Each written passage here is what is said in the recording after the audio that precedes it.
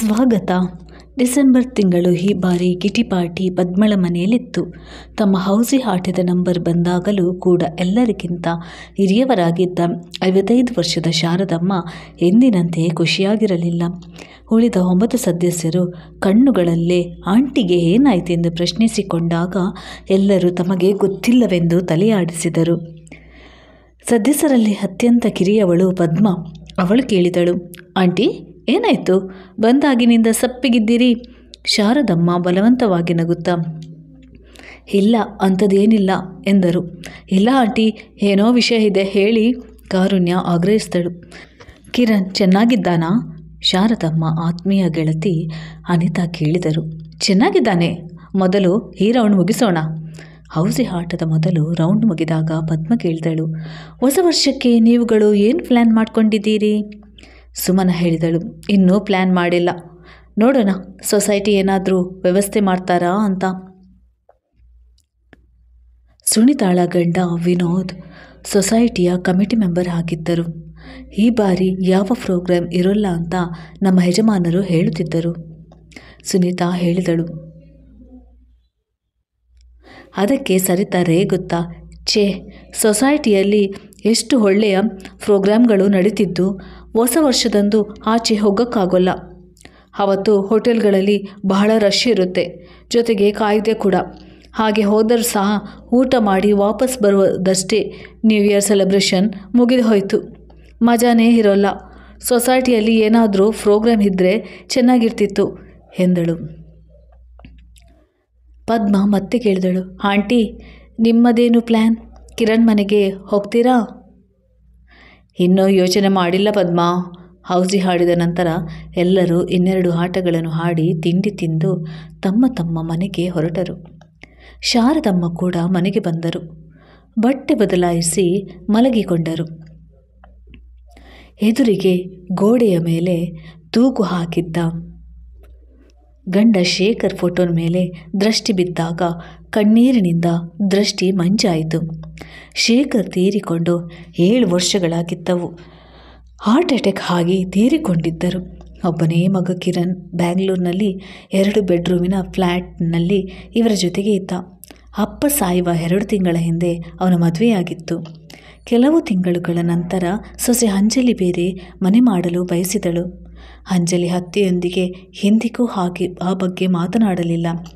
ಆದರೆ ಕಿರಣ್ನ ಮಾತುಗಳಿಂದ ಅವರಿಬ್ಬರು ಬೇರೆ ಇರಲು ಇಚ್ಛಿಸುತ್ತಾರೆಂದು ಶಾರದಮ್ಮನವರಿಗೆ ತಿಳಿಯಿತು. ಅವರ ಅಂಜಲಿಯನ್ನು ಯಾವಾಗಲೂ ಮಗಳಂತೆ ನೋಡುತ್ತಿದ್ದರು. ಅವಳು ತಪ್ಪು ಮಾಡಿದರೂ ತಲೆ ಕೆಡಿಸಿಕೊಳ್ಳುತ್ತಿರಲಿಲ್ಲ. ತಮಗೆ ಮಗಳಿಲ್ಲದ ಕೊರತೆಯನ್ನು ಅಂಜಲಿಯನ್ನು ಕಂಡು ಪೂರೈಸಿಕೊಳ್ಳುತ್ತಿದ್ದರು. ಕಿರಣ್ನ ಆಫೀಸ್ ತುಮಕೂರು ರಸ್ತೆಯಲ್ಲಿತ್ತು. ಅವನು ಅಮ್ಮನಿಗೆ ಹೇಳಿದ, ಅಮ್ಮ, ಅಷ್ಟು ದೂರ ಹೋಗಿ ಬರಲು ಬಹಳ ಆಯಾಸವಾಗುತ್ತೆ. ಅದಕ್ಕೆ ಅಲ್ಲೇ ಒಂದು ಫ್ಲ್ಯಾಟ್ ಕೊಂಡು ಇರೋಣ ಅಂದ್ಕೊಂಡಿದ್ದೀನಿ. ನಿನಗೆ ಸರಿ ಅನಿಸಿದ ಹಾಗೆ ಮಾಡು. ಆದರೆ ಈ ಮನೇನ ಬಾಡಿಗೆ ಕೊಡುವ ಹಾಗಿದ್ದರೆ ಎಲ್ಲ ಸಾಮಾನುಗಳು ತಗೊಂಡು ಹೋಗಬೇಕಾಗುತ್ತೆ. ಶಾರದಮ್ಮ ಹೇಳಿದರು. ಯಾಕಮ್ಮ ಬಾಡಿಗೆಗೆ? ಯಾಕೆ ಕೊಡಬೇಕು? ನೀವೇ ಇಲ್ಲೇ ಇರ್ತೀರಲ್ಲ. ಅದನ್ನು ಕೇಳಿ ಶಾರದಮ್ಮನವರಿಗೆ ಆಘಾತವಾಯಿತು. ನಾನಿಲ್ಲಿ ಒಬ್ಬಳೇ ಎಂದರು. ಅಮ್ಮ, ನಾನಲ್ಲಿ ತಗೋತಿರೋದು ಸಿಂಗಲ್ ಬೆಡ್ರೂಮ್ ಮನೆ. ಅಲ್ಲಿ ಮನೆಗಳು ಬಹಳ ದುಬಾರಿ. ನೀವಿಲ್ಲಿ ಆರಾಮವಾಗಿರಿ. ಇಲ್ಲಿ ನಿಮಗೆ ಪರಿಚಿತರು ಬಹಳ ಜನ ಇದ್ದಾರೆ. ಅಲ್ಲಿ ನಿಮಗೆ ಈ ವಯಸ್ಸಿನಲ್ಲಿ ಹೊಸ ಪರಿಸರದಲ್ಲಿ ಭಾಳ ಬೋರ್ ಆಗುತ್ತೆ. ನಾವು ಪ್ರತಿ ವಾರ ಬರ್ತಾ ಇದ್ದೀವಿ, ನೀವು ಆಗಾಗ ಬರ್ತಾ ಇರಿ. ಆಮೇಲೆ ಶಾರದಮ್ಮ ಏನೂ ಹೇಳಲಿಲ್ಲ. ಕಣ್ಣೀರೆಲ್ಲ ಮನಸ್ಸಿನೊಳಗೆ ಹೆಪ್ಪುಗಟ್ಟಿತ್ತು. ಅವರು ಹೊರಗೆ ದುಃಖ ತೋರಿಸಿಕೊಳ್ಳಲಿಲ್ಲ. ನಂತರ ಕಿರಣ್ 2 ತಿಂಗಳೊಳಗೆ ಬೇರೆ ಮನೆಗೆ ಹೊರಟ ಹೋದ. ಅಂಜಲಿಯ ಉತ್ಸಾಹ ನೋಡಬೇಕಿತ್ತು. ಶಾರದಮ್ಮನವರಿಗೆ ದುಡ್ಡಿನ ಕೊರತೆ ಇರಲಿಲ್ಲ. ಗಂಡ ಉನ್ನತ ಹುದ್ದೆಯಲ್ಲಿದ್ದರು. ಅವರು ಒಂದು ಅಂಗಡಿ ಖರೀದಿಸಿ ಬಾಡಿಗೆ ಕೊಟ್ಟಿದ್ದರು. ಬಾಡಿಗೆ ಹಾಗೂ ಉಳಿದ ಹಣದ ಮೊತ್ತದಿಂದ ಅವರ ಜೀವನ ಆರಾಮದಾಯಕವಾಗಿ ಸಾಗುತ್ತಿತ್ತು. ತಾಯಿಯನ್ನು ಬಿಟ್ಟು ಮಗ ಸೊಸೆ ತುಮಕೂರು ರಸ್ತೆಗೆ ಶಿಫ್ಟ್ ಆಗಿದ್ದರು. ಏನೇ ಆದರೂ ಶಾರದಮ್ಮ ಧೈರ್ಯವಂತೆ ಹಾಗೂ ಶಾಂತ ಸ್ವಭಾವದ ಮಹಿಳೆಯಾಗಿದ್ದರು. ಈ ಸೊಸೈಟಿಯಲ್ಲಿ 20 ವರ್ಷದಿಂದ ಸದಸ್ಯೆಯಾಗಿದ್ದರು. ಬಹಳಷ್ಟು ಜನ ಪರಿಚಿತರಾಗಿದ್ದರು. ಸುಶಿಕ್ಷಿತರಾಗಿದ್ದ ಅವರನ್ನು ಎಲ್ಲ ವಯೋಮಾನದವರು ಇಷ್ಟಪಡುತ್ತಿದ್ದರು. ಅವರಿಗೆ ಬಿಡುವಾಗಿದ್ದಾಗ ಮಕ್ಕಳಿಗೆ ಟ್ಯೂಷನ್ ಹೇಳಿಕೊಡುತ್ತಿದ್ದರು. ಹೀಗೆ ಅವರಿಗೆ ಟೈಮ್ ಪಾಸ್ ಚೆನ್ನಾಗಿ ಆಗುತ್ತಿತ್ತು. ಅಂಜಲಿ ಗಂಡು ಮಗುವಿಗೆ ಜನ್ಮವಿತ್ತಳು. ಮಗು ಹುಟ್ಟುವುದಕ್ಕೆ ಕೆಲವು ದಿನಗಳ ಮುಂಚೆಯೇ ಕಿರಣ್ ಶಾರದಮ್ಮನವರನ್ನು ಕರೆದುಕೊಂಡು ಹೋಗಿದ್ದ. ಅಂಜಲಿಯ ತಂದೆ ತಾಯಿ ವಿದೇಶದಲ್ಲಿರುವ ತಮ್ಮ ಮಗನ ಜೊತೆಗೆ ಹೆಚ್ಚಾಗಿ ಇರುತ್ತಿದ್ದರು. ಶಾರದಮ್ಮ ತಮ್ಮ ಮೊಮ್ಮಗ ವರುಣನ್ನು ಚೆನ್ನಾಗಿ ನೋಡಿಕೊಂಡರು. ಅವನಿಗೆ 1 ತಿಂಗಳು ತುಂಬಿದಾಗ ಕಿರಣ್ ಶಾರದಮ್ಮನನ್ನು ಅವರ ಮನೆಗೆ ಬಿಟ್ಟು ಬಂದ. ಮಗುವನ್ನು ಬಿಟ್ಟು ಹೋಗುವಾಗ ಶಾರದಮ್ಮನವರಿಗೆ ಹೃದಯ ಭಾರವಾಗಿತ್ತು. ಆದರೆ ಕೆಲವು ವರ್ಷಗಳಿಂದ ನಡೆಯುತ್ತಿರುವ ಘಟನೆಗಳಿಂದ ಅವರಿಗೆ ಬೇಸರವಾಗಿತ್ತು. ಹಬ್ಬಗಳು ಮತ್ತು ಕೆಲವು ಸಂದರ್ಭಗಳಲ್ಲಿ ಕಿರಣ್ ಬಂದು ಅವರನ್ನು ಕರೆದೊಯ್ಯುತ್ತಿದ್ದ. ಅವರು ಖುಷಿಯಿಂದ ಅವನ ಜೊತೆ ಹೋಗುತ್ತಿದ್ದರು. ಆದರೆ ಅವನ ಮನೆಗೆ ಹೋಗುತ್ತಲೇ ಅಡುಗೆ ಮನೆಯ ಕೆಲಸ ಅವರಿಗೆ ಒಪ್ಪಿಸಿ ಇಬ್ಬರು ಶಾಪಿಂಗ್ ಮಾಡಲು ಗೆಳೆಯರನ್ನು ಭೇಟಿಯಾಗಲು ಹೊರಟು ಬಿಡುತ್ತಿದ್ದರು. ಹೋಗುವಾಗ ಇಬ್ಬರು ತಮಗೆ ಇಷ್ಟವಾದ ತಿಂಡಿಗಳನ್ನು ಮಾಡಲು ಹೇಳುತ್ತಿದ್ದರು. ಎಲ್ಲ ಸಾಮಾನುಗಳನ್ನು ತೋರಿಸಿ ವರುಣನ್ನು ಅವರ ಜೊತೆ ಬಿಟ್ಟುಕೊಡುತ್ತಿದ್ದರು. ಮಗುವನ್ನು ಸಂಭಾಳಿಸುವುದು, ಅಡುಗೆ ಕೆಲಸ ಮಾಡುವುದು ಇತ್ಯಾದಿಗಳಿಂದ ಅವರ ಪರಿಸ್ಥಿತಿ ಹಾಳಾಯಿತು. ಕೆಲಸ ಮುಗಿದ ಕೂಡಲೇ ಅವರನ್ನು ವಾಪಸ್ಸು ಮನೆಗೆ ಬಿಡುತ್ತಿದ್ದ. ಮನೆಯಲ್ಲಿ ಅವರು ಎಲ್ಲ ಕೆಲಸಗಳನ್ನು ಒಬ್ಬರೇ ಮಾಡಿ ಮುಗಿಸುತ್ತಿದ್ದರು. ಮೊನ್ನೆ ದೀಪಾವಳಿಯಲ್ಲೂ ಹೀಗೆ ಆಯಿತು. ಮಗನ ಮನೆಯಲ್ಲಿ ಬೆಳಗಿನಿಂದ ರಾತ್ರಿವರೆಗೆ ಅಡುಗೆ ಮನೆಯಲ್ಲಿ ನಿಂತುಕೊಂಡೇ ಅಡುಗೆ, ತಿಂಡಿ, ಸ್ವೀಟ್ಸ್ ಇತ್ಯಾದಿ ಮಾಡಿ ಮಾಡಿ ಶಾರದಮ್ಮ ದಣಿದು ಹೋದರು. ಹಾಲ್ಗೆ ಬಂದಾಗ ಒಳಗಡೆ ರೂಮಿನಲ್ಲಿ ಸೊಸೆ ಹೇಳುತ್ತಿದ್ದದ್ದು ಕೇಳಿಸಿತು. ಕಿರಣ್, ಅಮ್ಮನನ್ನು ಇವತ್ತೇ ಮನೆಗೆ ಬಿಟ್ಬಿಡಿ, ಎಲ್ಲ ಕೆಲಸ ಮುಗೀತು. ಅವ್ರ ಮನೆಯಲ್ಲಿ ಆರಾಮವಾಗಿ ರೆಸ್ಟ್ ತಗೋಬಹುದು. ಅವರ ಗರ್ಭದಲ್ಲಿ ಜನಿಸಿದ ಏಕೈಕ ಪುತ್ರ ದೀಪಾವಳಿಯಂದು ಸಂಜೆ ಅವರನ್ನು ಮನೆಯಲ್ಲಿ ಒಂಟಿಯಾಗಿ ಬಿಟ್ಟು ಹೋದಾಗ ಅವರ ಮನಸ್ಸು ಕಲ್ಲಾಯಿತು. ಎಲ್ಲ ಸಂಬಂಧಗಳು ಮಿಥ್ಯ ಅನಿಸತೊಡಗಿತ್ತು. ಎಲ್ಲಿಯವರೆಗೆ ಮಗ ಸೊಸೆಯಿಂದ ಮೂರ್ಖರಾಗುವುದು? ಒಂದು ವೇಳೆ ಅವರಿಗೆ ತಾಯಿಯ ಅಗತ್ಯವಿಲ್ಲ ಎಂದಾದರೆ ಈಗ ತಮಗೆ ಯಾರೂ ಇಲ್ಲ ಎಂದು ಒಪ್ಪಿಕೊಳ್ಳಲಿ. ಎದುರಿನ ಫ್ಲ್ಯಾಟ್ನ ಸರಿತಾ ಅವರು ಬೀಗ ತೆರೆಯುವುದನ್ನು ಕಂಡು ಆಶ್ಚರ್ಯದಿಂದ, ಆಂಟಿ, ನೀವಿಲ್ಲಿ? ಕಿರಣ್ ಎಲ್ಲಿ? ಅವನು ಮನೆಯಲ್ಲಿದ್ದಾನೆ. ಶಾರದಮ್ಮನವರಿಗೆ ಅಷ್ಟು ಮಾತ್ರ ಹೇಳಲು ಸಾಧ್ಯವಾಯಿತು. ಅವರು ಸರಿತಳನ್ನು ನೋಡಿದ ರೀತಿಯಿಂದ ಅವಳು ಮರುಪ್ರಶ್ನೆ ಹಾಕಲಿಲ್ಲ. ಅವಳು ಹಬ್ಬದ ತಯಾರಿಕೆಗೆ ಸಹಾಯ ಮಾಡಿದಳು. ನಂತರ ಮನೆಯಿಂದ ಕೊಂಚ ಅಡುಗೆ ತಂದು ಬಲವಂತವಾಗಿ ತಿನ್ನಿಸಿದಳು. ಅಂದಿನ ನೋವು ನೆನೆದು ಶಾರದಮ್ಮನವರ ಕಣ್ಣುಗಳು ತುಂಬಿ ಬಂದವು. ಇಂದು ಕಿಟಿ ಪಾರ್ಟಿಗೆ ಸಿದ್ಧರಾಗುತ್ತಿದ್ದಾಗ ಕಿರಣ್ನ ಫೋನ್ ಬಂತು. ಅಮ್ಮ, ನ್ಯೂ ಇಯರ್ಗೆ ನಮ್ಮ ಬಾಸ್ ಹಾಗೂ ಕೆಲವು ಕೊಲೀಗ್ಸ್ ಊಟಕ್ಕೆ ಮನೆಗೆ ಬರ್ತಿದ್ದಾರೆ. ನಿಮ್ಮನ್ನು ಕರೆದುಕೊಂಡು ಹೋಗೋಕ್ಕೆ ಬರ್ತಿದ್ದೀನಿ ಎಂದ. ದೀಪಾವಳಿಯ ನಂತರ ಮತ್ತೆ ಕಿರಣ್ ಇವತ್ತು ಫೋನ್ ಮಾಡಿದ್ದಾನೆ. ಇದರ ಮಧ್ಯೆ ಶಾರದಮ್ಮ ಏನಾದರೂ ಫೋನ್ ಮಾಡಿದರೆ, ಅಮ್ಮ ಭಾಳ ಬ್ಯುಸಿಯಾಗಿದ್ದೇನೆ, ಆಮೇಲೆ ಫೋನ್ ಮಾಡ್ತೀನಿ ಎನ್ನುತ್ತಿದ್ದ.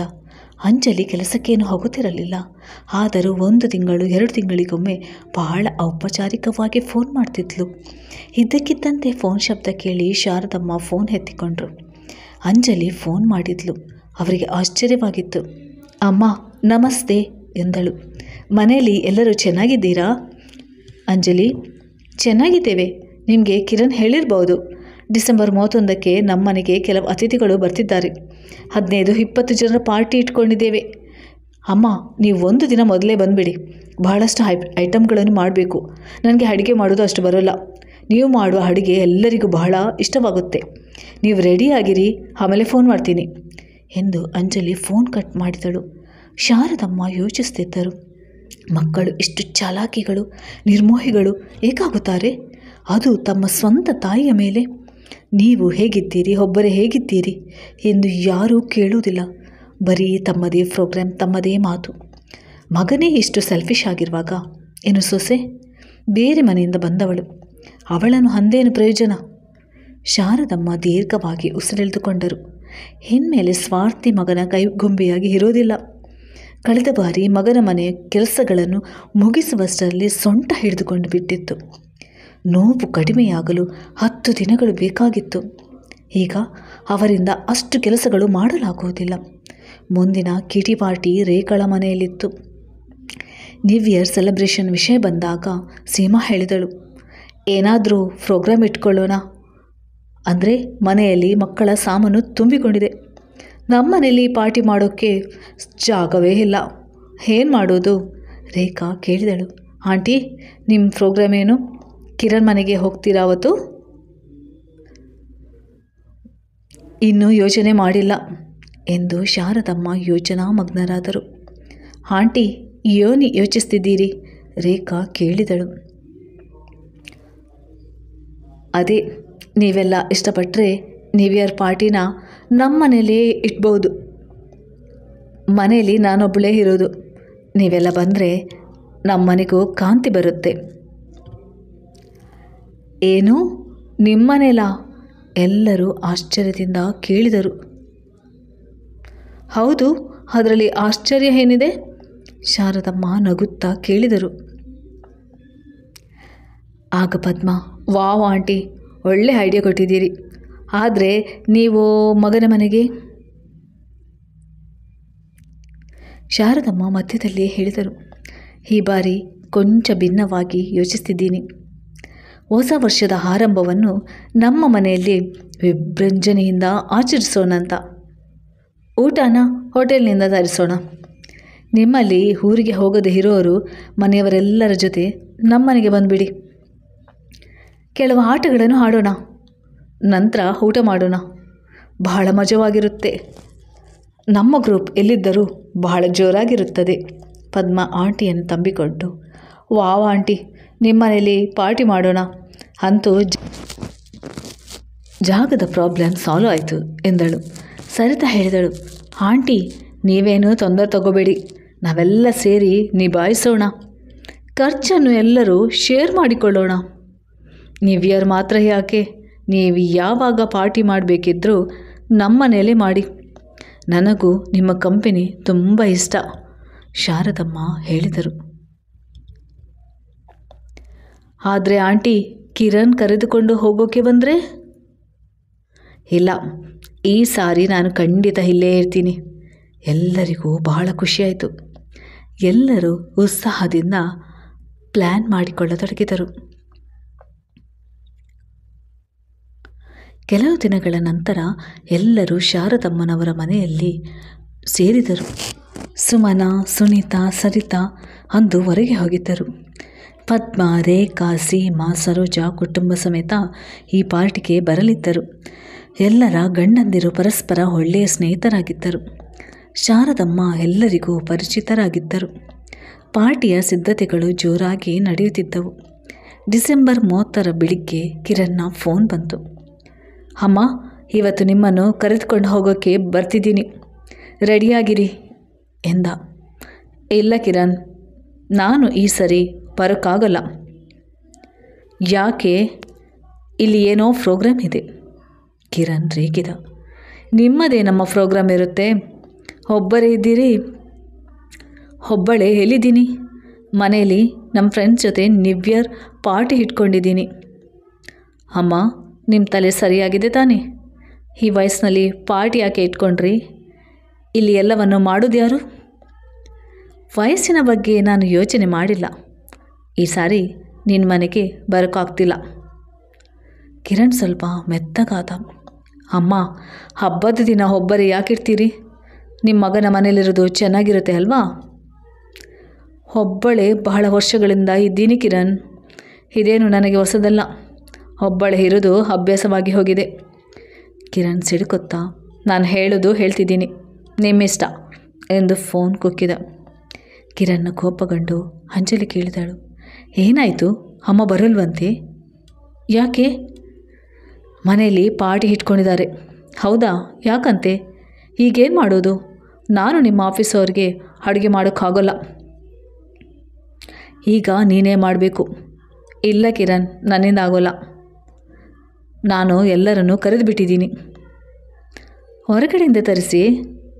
ಇಲ್ಲ, ಬಹಳ ದುಬಾರಿಯಾಗುತ್ತೆ. ಇಲ್ಲ, ನನಗೆ ಖಂಡಿತ ಸಾಧ್ಯವಿಲ್ಲ. ಅದೇ ವಿಷಯವಾಗಿ ಇಬ್ಬರಲ್ಲೂ ದೊಡ್ಡ ಜಗಳ ನಡೆಯಿತು. ಕೊನೆಯಲ್ಲಿ ಕಿರಣ್ ತನ್ನ ತಾಯಿಗೆ ಲೈಟ್ ಹಾರ್ಟ್ ಅಟ್ಯಾಕ್ ಆಗಿದ್ದರಿಂದ ಪಾರ್ಟಿ ಕ್ಯಾನ್ಸಲ್ ಮಾಡಿ ಅವರ ಯೋಗಕ್ಷೇಮಕ್ಕಾಗಿ ಆಸ್ಪತ್ರೆಗೆ ಅಲೆದಾಡುತ್ತಿದ್ದೇನೆ ಎಂದು ನೆಪ ಹೊಡೆದ. ಇಬ್ಬರಿಗೂ ಈ ವಿಷಯವಾಗಿ ರೋಸಿ ಹೋಗಿತ್ತು. ಕಿರಣ್ ಮತ್ತೆ ರೇಗಿದ. ನೀನು ಅಮ್ಮನ ಜೊತೆ ಸ್ನೇಹ ಸಂಬಂಧ ಇರಿಸಿಕೊಂಡಿದ್ದರೆ ಇಂದು ನನಗೆ ಹೀಗೆ ಎಲ್ಲರಿಗೂ ಸಿಳ್ಳು ಹೇಳುವ ಅಗತ್ಯ ಬರುತ್ತಿರಲಿಲ್ಲ. ಅಮ್ಮನಿಗೆ ನಮ್ಮೊಂದಿಗೆ ಇಲ್ಲಿರುವುದೇ ಇಷ್ಟವಿಲ್ಲ. ಇಲ್ಲದಿದ್ದರೆ ಅಲ್ಲೆಲ್ಲೋ ಒಂಟಿಯಾಗಿ ತಮ್ಮ ಪಾಡಿಗೆ ತಾವು ಹೇಗಿರುತ್ತಿದ್ದರು? ಅಂಜಲಿ ತಟ್ಟನೆ ಉತ್ತರಿಸಿದಳು. ನೀವೆಂಥ ಮಗ ಕಣ್ರಿ. ಸ್ವಂತದ ಕೆಲಸ ಆಗಬೇಕು ಅಂದಾಗ ಮಾತ್ರ ನಿಮ್ಮ ಸ್ವಾರ್ಥಕ್ಕಾಗಿ ಅವರಿಗೆ ಫೋನ್ ಮಾಡ್ತೀರಿ. ನಿಮಗಿಲ್ಲದ ಅಕ್ಕರೆ ನನಗಿಲ್ಲಿಂದ ಬರಬೇಕು. ಹೀಗೆ ಇವರಿಬ್ಬರ ಕಿತ್ತಾಟ ಮೊದಲಿಲ್ಲದೆ ಸಾಗಿತು. ಅತ್ತ ಶಾರದಮ್ಮ ತಮ್ಮ ಅಕ್ಕಪಕ್ಕದವರು ಹಿತೈಷಿಗಳೊಂದಿಗೆ ಕೂಡಿ ತಮ್ಮದೇ ಆದ ರೀತಿಯಲ್ಲಿ ಹೊಸ ವರ್ಷ ಆಚರಿಸುತ್ತಿದ್ದರು. ಧನ್ಯವಾದಗಳು ಸ್ನೇಹಿತರೆ, ನನ್ನ ವಿಡಿಯೋ ವೀಕ್ಷಿಸಿದ್ದಕ್ಕಾಗಿ.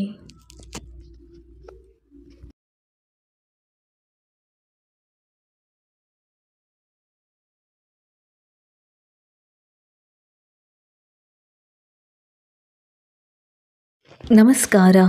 ಆನಂದರಾಯರು ತೀರಿಕೊಂಡಾಗ ಹಿರಿಮಗ ಮಹೇಶ್ನಿಗೆ 22 ವರ್ಷ, ಮಗಳು ಗೀತಾ 18 ವರ್ಷದವಳು ಹಾಗೂ ಚಿಕ್ಕವನಾದ ಅರುಣ್ 12 ವರ್ಷದವನು. ವರುಣ್ ಇನ್ನು 7ನೇ ತರಗತಿಯಲ್ಲಿ ಕಲಿಯುತ್ತಿದ್ದ.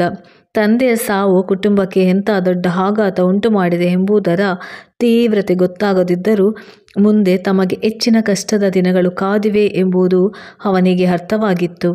ಗಂಡನನ್ನು ಕಳೆದುಕೊಂಡು 3 ಮಕ್ಕಳ ಜವಾಬ್ದಾರಿ ಹೊರಬೇಕಾದ ಓದು ಬರಹ ಕಲಿತಿರದ ಸುನಂದಮ್ಮನಿಗೆ ಆಕಾಶವೇ ತಲೆಯ ಮೇಲೆ ಬಿದ್ದಂತಾಗಿತ್ತು.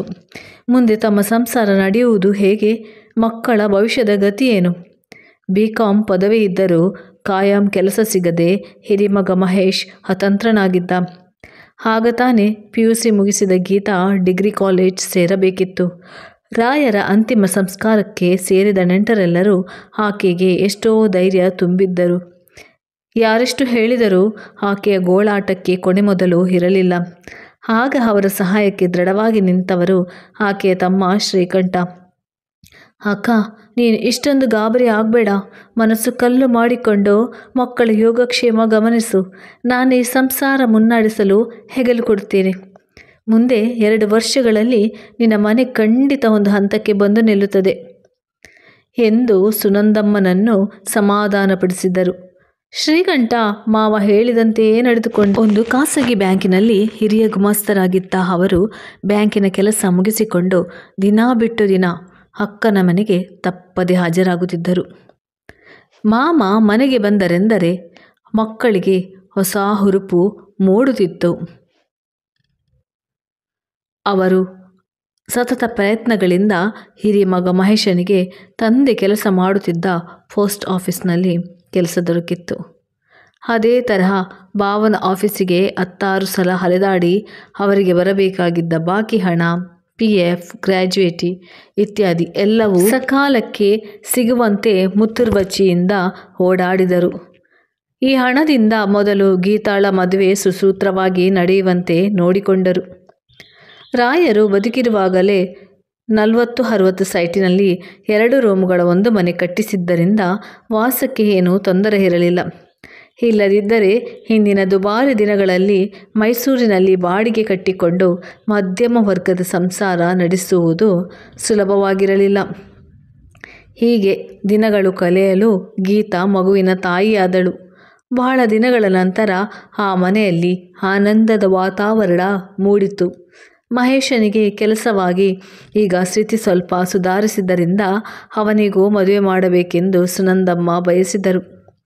4-6 ಕಡೆ ಸಂಬಂಧಗಳನ್ನು ವಿಚಾರಿಸಲಾಗಿ ಬಡವರ ಮನೆ ಹುಡುಗಿಯನ್ನೇ ತಂದುಕೊಳ್ಳುವುದು ಸೂಕ್ತ ಎಂದು ಅಕ್ಕ ತಮ್ಮ ನಿರ್ಧರಿಸಿದರು. ಮುಂದೆ ಆ ಮನೆಗೆ ದಿಕ್ಕಾಗಿ ಚಿಕ್ಕವನಾದ ಮೈದುನ ವರುಣ, ಬಂದು ಹೋಗುವ ನಾದಿನಿ ಗೀತರನ್ನು ಸಂಭಾಳಿಸಲು ಮಮತಾಮಯಿ ಸೊಸೆ ಬೇಕೆಂದು ಬಡವರ ಮನೆಯ ಹುಡುಗಿ ನಾಗರತ್ನಳನ್ನು ಮಹೇಶನಿಗೆ ತಂದುಕೊಂಡರು. 3 ಹೆಣ್ಣು ಮಕ್ಕಳ ತುಂಬು ಮನೆಯಲ್ಲಿ ನಾಗರತ್ನ ಹಿರಿಮಗಳು. PUCವರೆಗೂ ಮಾತ್ರ ಕಲಿತಿದ್ದ ಅವಳು ಹಾಸಿಗೆ ಹಿಡಿದಿದ್ದ ರೋಗಿಷ್ಠ ತಾಯಿಯ ಸೇವೆ ಮಾಡುತ್ತಾ ಮನೆಯ ಜವಾಬ್ದಾರಿ ವಹಿಸಿದಳು.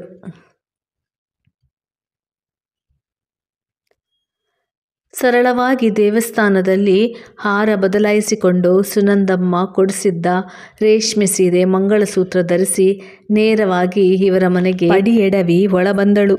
ಸರಳವಾಗಿ ಸುನಂದಮ್ಮ ಏರ್ಪಡಿಸಿದ ಹಬ್ಬದೊಡಿಗೆ ಉಂಡು ಅವಳ ತವರಿನವರು ಸಂಜೆ 4 ಗಂಟೆಗೆ ಹೊರಟು ಬಿಟ್ಟರು.